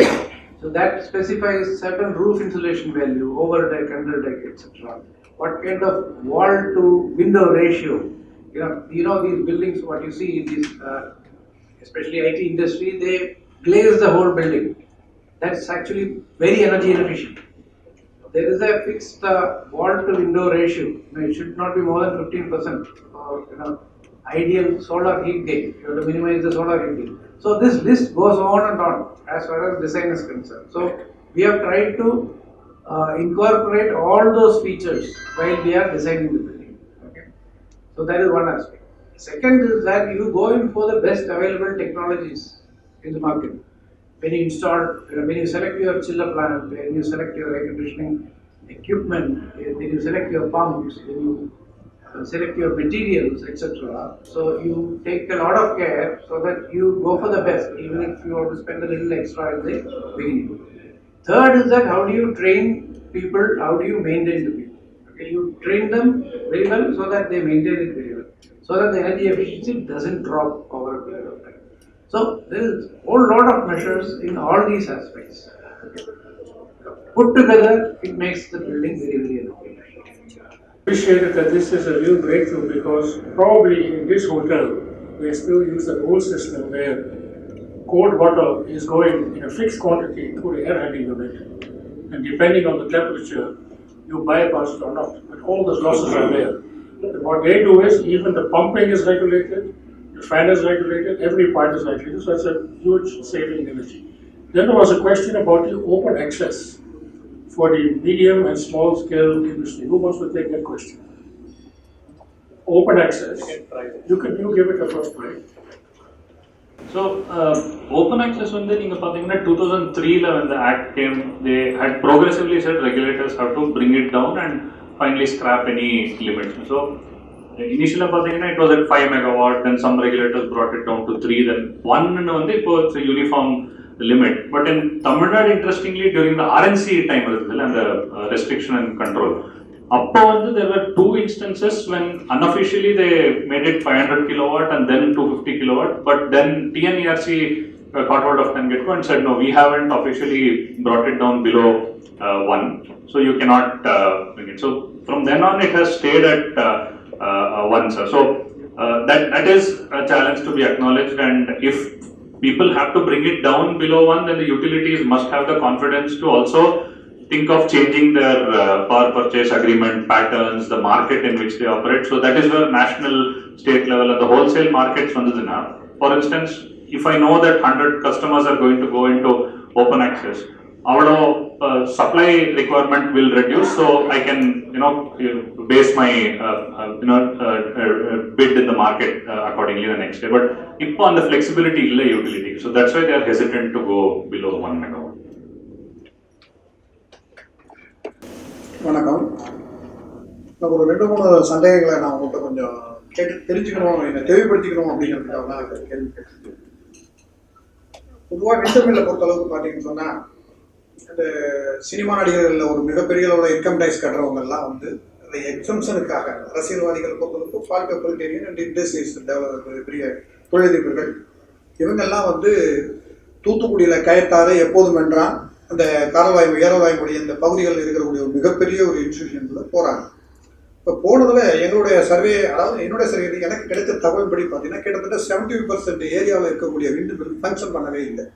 என்ன காரணம் அப்படின்னு பார்த்தீங்கன்னா 2 reason வந்து மிக பிரதானமாக சொல்ல போகுது. என்னன்னா, தமிழ்நாட்டில் ஒரு ஈரோடு ப்ரொடக்ஷன் ஆனால் 4 ரூபாய்க்கு மேலே வாங்க மாட்டேங்கிறாங்க ஒன்று. அதே ப்ரொடக்ஷன் ஆந்திராவில் இருந்ததுன்னா 6 ரூபா 50 பைசாவுக்கு பர்ச்சேஸ் ஆகும். இப்போ 4 ரூபாய்க்கு மேலே ஆகலைங்கிற ஒன்றை விட 2025 வரைக்கும் இப்போ ப்ரொடக்ஷன் ஆகிற கரண்டை கூட கொண்டு போகிறதுக்கு வழித்தடம் இல்லை. அங்கேருந்து ப்ரொடக்ஷன் ஆகிற கரண்டை கொண்டு போகிறதுக்கான வழித்தடங்கிறது 25க்கு அப்புறம் தான் இப்போ இருக்கிற கண்டிஷன்லேயே 25 ஆனால் கூட ஃபுல்ஃபில் பண்ண முடியாது அப்படிங்கிற கண்டிஷனில் தான் இப்போ ப்ரொடக்ஷன் நிறுத்தப்பட்டிருக்குங்கிற ஒரு தகவலும் வருது.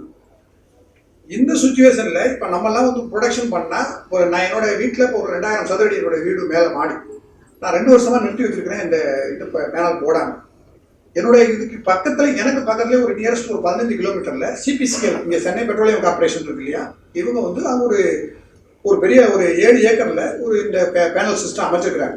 எங்களுக்கு ஒரு பெரிய மைனஸ் என்ன அப்படின்னு பார்த்தீங்கன்னா, இந்த நாகப்பட்டினம் ஏரியா வந்து கோஸ்டலில் கண்டிப்பாக வருஷத்துக்கு 3 புயல் வரும். ஆனால் அது கண்டிப்பாக ஒரு புயல் கட்டாயமாக அடிச்சே தீரும்.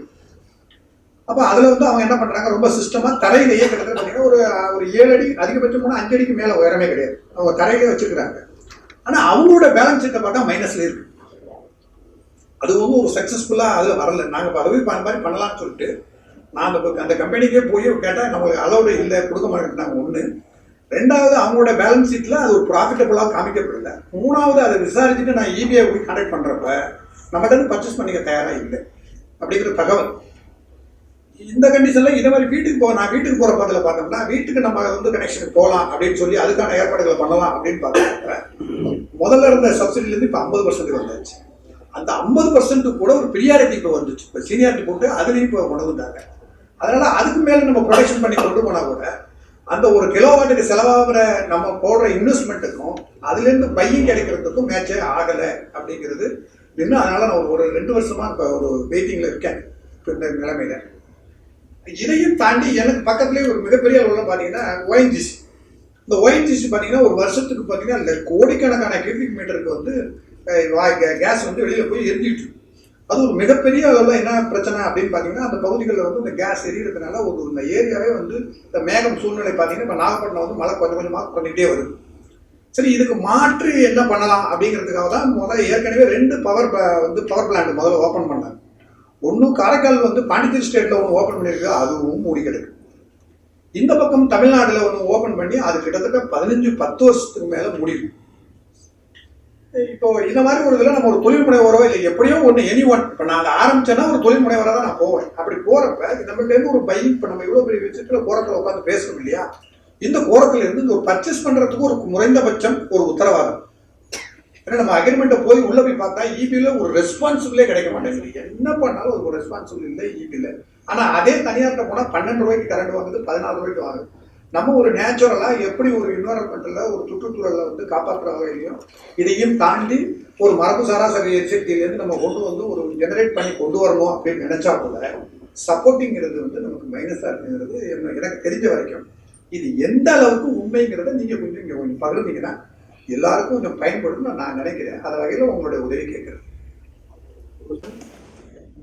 இப்போ அவுட்ரீச் மீட்டிங்லாம் நாங்கள் நடத்துகிறப்போ வந்து பெரும்பாலும் வில்லேஜுங்களில் தான் போய் பண்ணுறது. அதில் வந்து நிறைய கிராமத்தில் வந்து இன்றைக்கும் வந்து அவங்களுக்கு இன்னும் கரண்ட்டே வராத வீடுங்களாக இருக்குது. நேற்று நாங்கள் போகிறப்போ ஒரு முந்தநேற்று நடந்தது அவுட்ரீச் மீட்டிங். அவங்களுக்கு இப்போ நம்ம பெரும்பாலும் நம்ம அவங்களுக்கு அட்வைஸ் பண்ணுறப்போ வந்து மீன் சிக்கனத்தை பற்றி குறைச்சி பண்ணுறது, அடுத்தபடியாக வந்து நம்ம சோலாரை வந்து எப்படி யூஸ் பண்ணிக்கலாம் அப்படின்றத நம்ம அவங்களுக்கு அவுட்ரீச் மீட்டிங்கில் நம்ம சொல்கிறது. அப்படி கேட்க சொல்ல இப்போ எங்களுக்கு முந்தானத்து கேட்டதுல வந்து ஒரு 4-5 பேருக்கு எங்களுக்கு லைட்டே இல்லை, எங்கள் இடத்துல வந்து கனெக்ஷனே வராது, எங்களுக்கு போடணும் சோலார் போட்டுக்கணும் அப்படின்னு சொல்லிட்டு கேட்குறாங்க. அவங்களாம் பார்த்திங்கன்னா செலவே பண்ண முடியாத ஆட்கள். இப்போ நம்ம கிட்ட இருக்க சோலார் ஏஜென்சி கிட்ட போய் பார்க்க சொன்னால் அவங்கள போய் பார்க்க சொன்னாவே அவங்க என்ன சொல்கிறாங்கன்னா அவங்களாம் போட மாட்டாங்க மேடம் அப்படின்னு சொல்லி விட்டுறாங்க. இப்போ அவங்க வாங்கக்கூடிய அளவில் வந்து இப்போ சார் சொன்ன மாதிரி தான் நம்ம எப்படி பர்ச்சேஸ் பண்ணோம், பர்ச்சேஸ் நமக்கு ஈஸியாக கிடைக்கணும், அவங்களுக்கும் அது போய் சேரணும். அது மாதிரி ஒரு ஸ்கீம் இருந்தால் அதில் நம்ம அந்த மாதிரி கிராமத்துலேயே போய் அந்த சோலார் சிஸ்டம் போய் சேரணுன்றது தான். அது சேரத்துக்கு உண்டான ஒரு வழிமுறையை நாம் தான் பண்ணணும். அது இப்போ இருக்கிற அந்த கிராமத்தில் இப்போ மழை சீசன் இந்த டைமில் வந்து அவங்களுக்கு அந்த மாதிரி ஒரு இதுவை நம்ம அமைச்சு கொடுத்தோம்னா நல்லாயிருக்கும். அவங்க போடுறதுக்கு எவ்வளோ செலவாகும் அப்படின்றது நம்மகிட்ட கேட்குறாங்க. இப்போ அது கம்மியாக அவங்கன்னா ஒரு லைட் எரிஞ்சால் போதுன்ற மாதிரியே நேற்று பேசுனாங்க. அதுக்குண்டான வழிமுறைகள் தான். Okay, so let's know. His first comment was he finds wind turbines which are idle, not functioning up. So, and then he comes slowly to the conclusion at the end of his that the whole thing seems to be not viable. So, can we give some comfort to the people sitting here that actually it is viable? How to make it viable?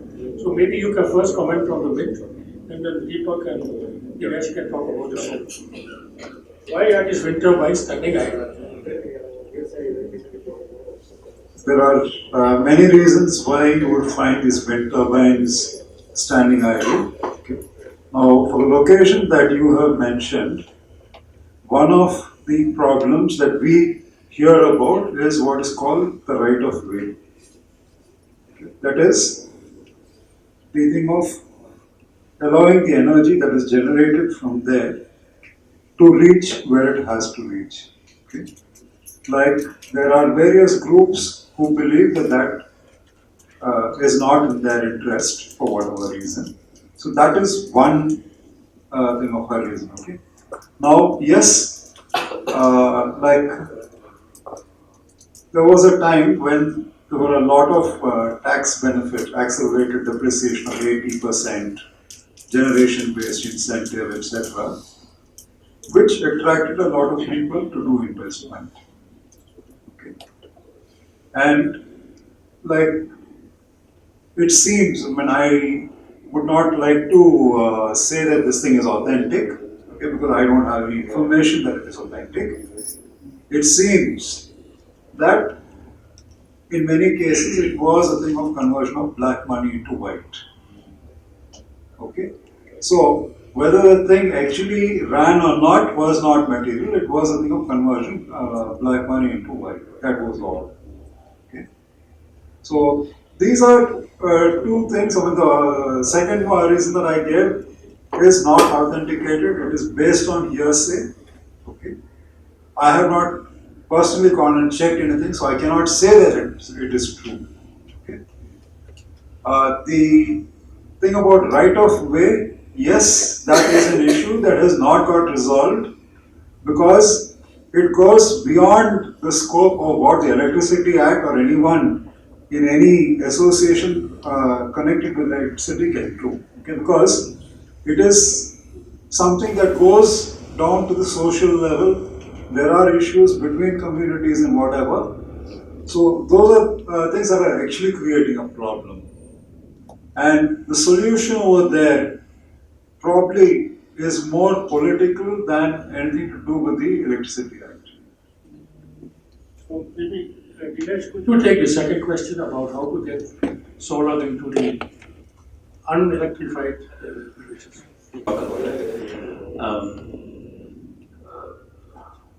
அந்த மாதிரி இடத்துல எங்கே அவங்க போடணும்னு நினைக்கிறாங்களோ you can probably work with CAG to identify minimum requirements. ஒரு light bulb எரியறதுக்கு minimum system requirement, அதாவது டிசைன்.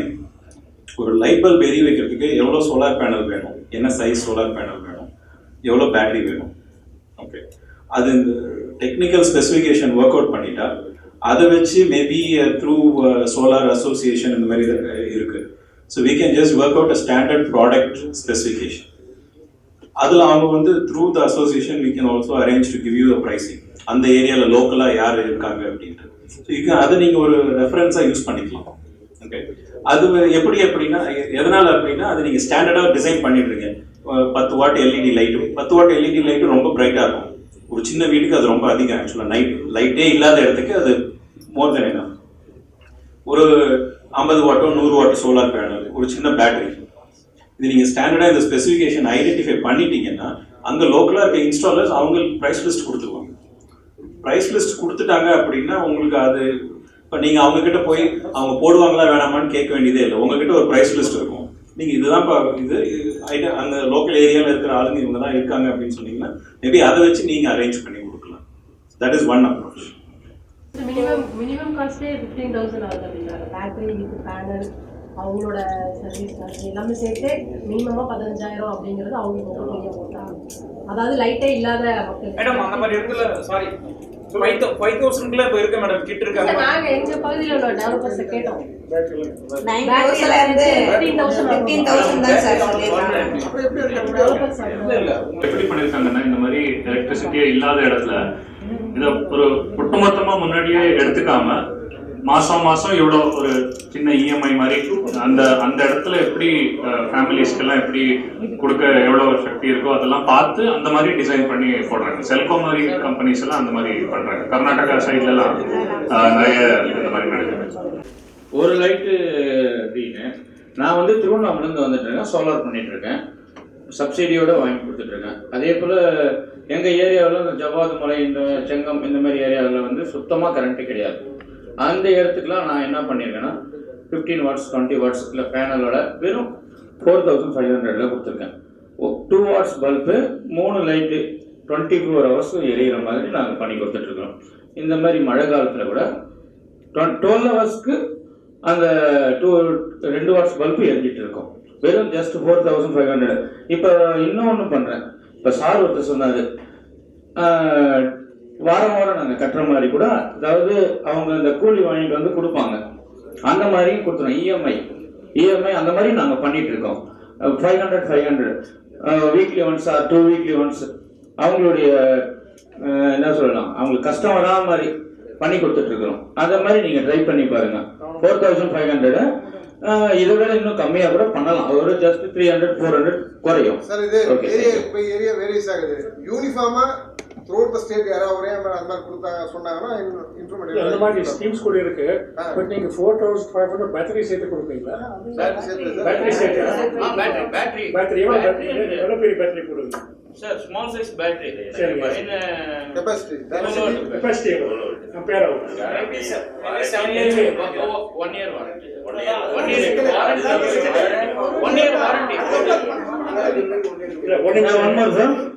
year வாரண்டி இந்த replacement warranty பண்றாங்க sir. So now we had one more question. I saw a hand here 5 minutes ago. Sir, please.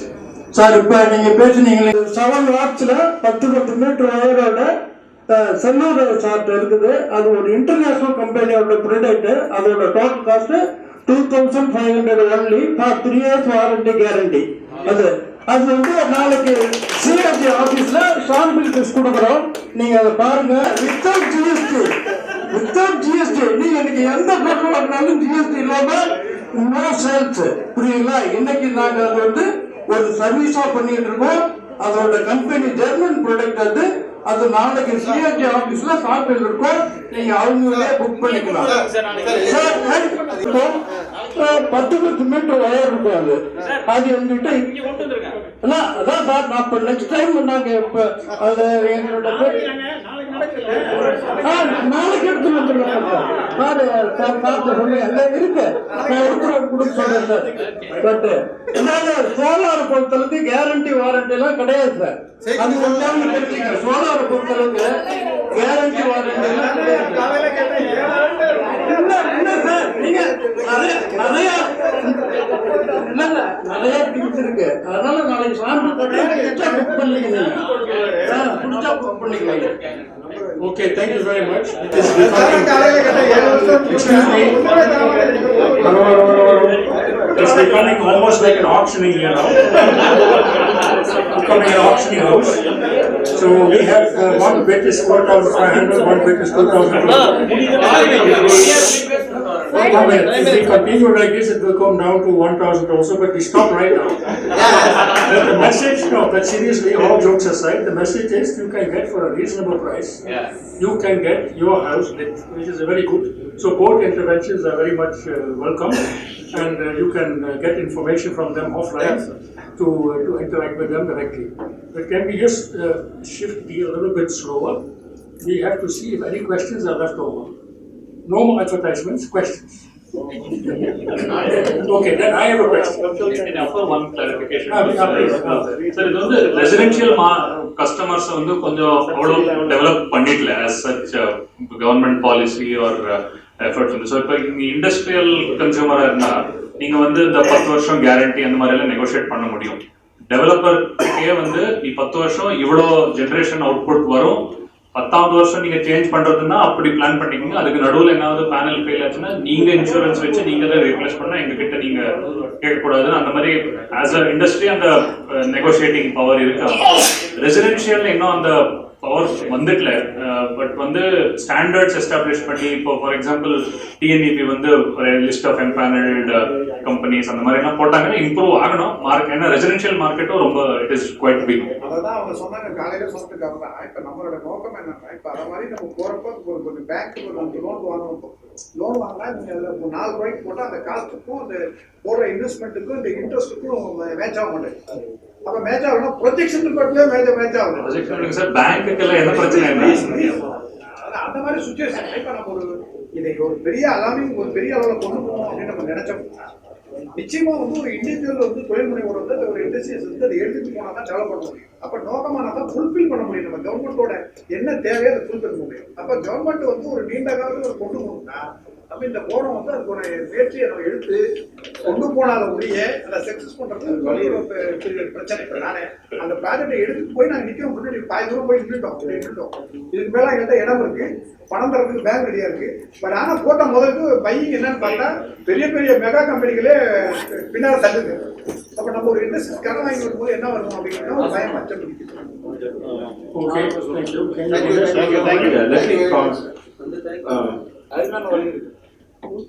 வெளிநாட்டுல இருந்து பணம் கொண்டு வந்து அந்த அங்க பேங்க்ல கட்டுற வட்டிக்கு மேல ரிட்டர்ன் வச்சு சோலார்ல இன்வெஸ்ட் பண்றவங்க மட்டும்தான் இந்த மாதிரி ப்ராஜெக்ட்ஸ் போட முடியும்.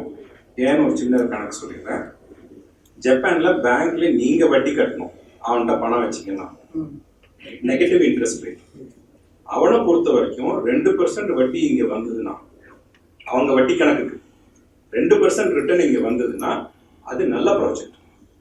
ஓகே, இங்க நீங்க பேங்க்குக்கு மிஞ்சி போனா குறைஞ்சு வாங்கினா எத்தனை % வட்டி உங்களுக்கு? 6%. நீங்க போட்டி போட முடியுமா? சார் 6 இல்ல சார் 14 சார்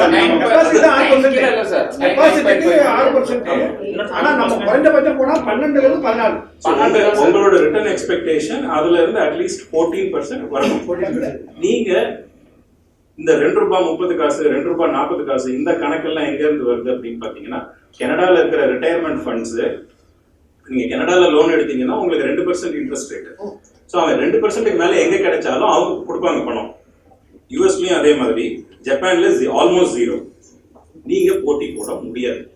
இந்த செகி டெண்டரு, எனி டெண்டர்ஸ் நீங்க யூ கேனாட் பார்ட்டிசிபேட். இதுதான் வந்து ரியாலிட்டி. இதையும் தாண்டி நீங்க வந்து இல்ல எனக்கு வந்து ரிட்டர்ன்ஸ் வருது அப்படின்னு நிறைய சின்ன பிளேயர்ஸ் பண்றாங்கன்னா அவர் சொன்ன மாதிரி நீங்க வதந்தியாவே எடுத்துக்கலாம். கருப்பு வெள்ளையா மாத்திர லாண்ட்ரி மிஷின் தான். So this is the fact. இதுதான் ஃபேக்ட். அதில் போய் தெரியாம காலை விட்டுட்டு அப்புறம் நீங்க வந்து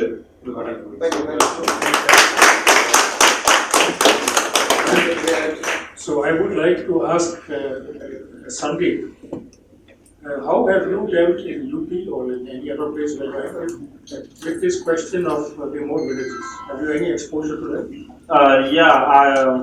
So basically in villages, like what worked in UP earlier is the decentralized level, community level solar installation that worked really well. Wherein if individuals don't have enough funds to put up a solar panel on their own roof, so what they do, they like a community comes together and they put a solar panel there, and eventually, as Deepak mentioned, when they come as a bundle, then the cost also goes down, and then there is a paying mechanism like monthly bill kind of paying mechanism rather than you pay upfront to it. So there are a lot of good examples there, but because of some recent policy changes in DRE, that kind of intervention which was picking up really well in remote villages where there was no network of electricity or something like that, it's going down. It's slow as of now. It's actually kind of stopped. So we have to look into what could be the other alternative. But that was what worked at that time when we were campaigning, especially in the rural villages where there was no connections. Yeah, of course, in Tamil Nadu, I think we have almost achieved 100% electrification, right? So there will be very few villages without any power. Because the problem is, if you take a village without power, that besides the solar panel and the inverter, you need also the battery, right? So that the battery, of course, doesn't last more than 5 to 7 years, which has to be replaced. Okay, I think we are through with the questions, and we are at 5:25. So I think there was going to be, Lakshmi was going to wind up, and then, we can conclude this very interesting session. Speakers have to be given a speaker's kit. Inside is a small solar panel.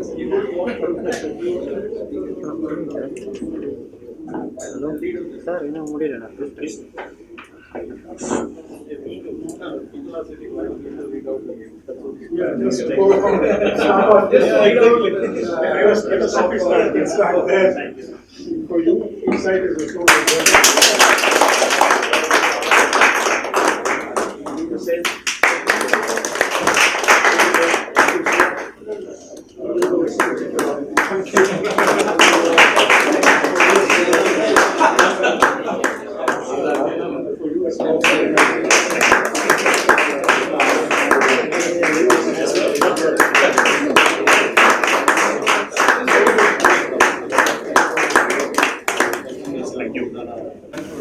Thanks, Vishnu. It's 5:25, so I'll make this very short. But this is a 2-day event, and we've had several speakers today. So I'm just going to do a short summary of everything that we've heard through the day, so that we don't forget the main points that we've heard, and also that we remember that when we come tomorrow, because this conversation is going to continue for a whole another day tomorrow, and I hope you all come back. So, Madam Asia Mariam in the morning, when she did the address, she talked about the different schemes that are available for consumers, different categories of consumers, the KUSUM scheme for the agriculture sector, the solar policy that came out in February this year. And she also mentioned something that is very important, I think, in this transition, which is the fact that she's representing TEDA, she's the MD of TEDA, and she said, we are ready to work with you. And there's a message in that for us, I think, because we are all consumers, no matter what positions we hold. We hold the position of consumer no matter where we are and who we are. And with that comes great responsibility as well, because as we move through this phase in the world today, there is a lot that consumers can do and have to do. There are times when we have to stand up and ask for what is our right, but there are also times when we stand up and do what is our duty as well. So we hold these two together as consumers in different categories and criteria that we come across in our daily lives. So in that same sense, we talked about many different criteria of consumers today. We also talked about how to engage as consumers and how to engage consumers as institutions and organizations. So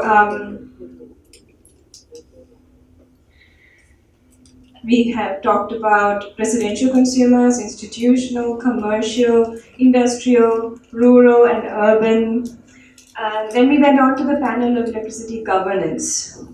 And we heard about experience from different states. So we heard about Rajasthan, UP, Tamil Nadu. And the important point for me there was how similar the experience there is, especially when you talk about the consumer sense. The experience in Rajasthan is similar to the experience in Tamil Nadu, but the concerns and challenges were different at the same time. So the way you engage with consumers, you can take from one state to the other, but as you saw in the presentations in Tamil Nadu, the quality of power, concerns and complaints around quality of power was high number, whereas in Rajasthan it was about bills.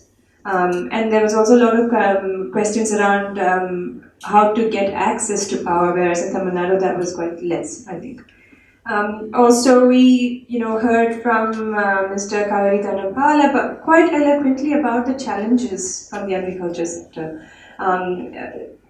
That is one big sector for Tamil Nadu, and that in this transition that we are going through right now, that is one area where we have to look into detail and see how to support our farmers, because they've put the food in our bellies and we do need to figure out how to support them, not through cross subsidies, but actual support.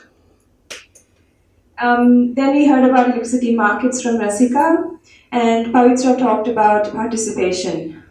And there were growing concerns there, because we saw how she talked about, the 2003, if I'm right, the 2003 tariff revision and the 2017, and how the participation the number had gone down, and how the media reporting on that had also changed its nature. It's gone from really big media houses to magazines and publications that don't really have a readership.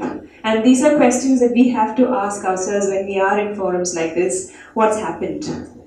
Where is our place in this? How do we make a difference? Because we can. There are forums where we can go and we can make a difference. So, hello? Time over here. Automatic off. One more minute, you can just. Yeah, okay, I'm back on. We also heard from Shraddha about thermal watch and about thermal coal power plants and the serious concerns that they create for consumers like us, our society, health concerns, environmental concerns, and how we do have to take a stand about this. And that's also the other side of consumer engagement. Vishnu talked about prosumers and Tuan talked about prosumers. That's where we take a step towards what we need. But at the same time, we also need to take a step away from what we do not want. So that's an important part in this issue. And then we moved on to renewable energy, where Mr. Devraj talked about the open access consumers, and he in 3 different slides talked about 3 different legal terms and explained to us about open access and what it means in the wind sector and what is happening to the wind sector. And this is also an important point, because wind is being curtailed in different states in India. This happened this year more than last year, and it's an important point to consider. While we're talking about renewable energy, while we are going through a transition, what we consider transition, why is wind being curtailed, and what can we do about that? We also heard from an important prosumer in Chennai, ITC Chola. As an institution, it has, as a company, as a business, they've made choices from their own interest. I think it has also served them quite monetarily. They've gone from 1.5 crore to 23 lakhs, which is a big difference, I think, in terms of how much you pay. To go through that whole process from design to how you use the building, what energy you use, every step of the way making decisions that that is pro-renewable energy, pro-sustainability. So kudos to ITC Chola to do that. I think it's important to have examples like that where we can say, hey, look, this is a model and they've made it work. Can we make this work elsewhere? And thank you, Dinesh, for talking about rooftop solar and how it's the idea to leave a legacy. And what kind of legacy do we leave our children, our children's children? And it's an important question to ask. And Deepak, for commercial consumers, the work that WRI has been doing with the GPMDG platform, wherein they engage with corporate consumers, corporate renewable energy buyers, and where you can support creating a platform for buyers interested in purchasing renewable energy to support them through that process, because right now, as most of us know, it's not an easy task to procure renewable energy and to get a competitive rate. Most of us don't know how to go about it, and the same goes for businesses, small businesses as well as big businesses. So it's important to have these platforms where we handhold them and we show them, hey, this is the way to go about it, and then create tools and guidelines so that others can follow. That's all I have in terms of my notes. Thank you all for coming. See you tomorrow. Tomorrow we start at 9. Is that? Yeah, 9. Thanks.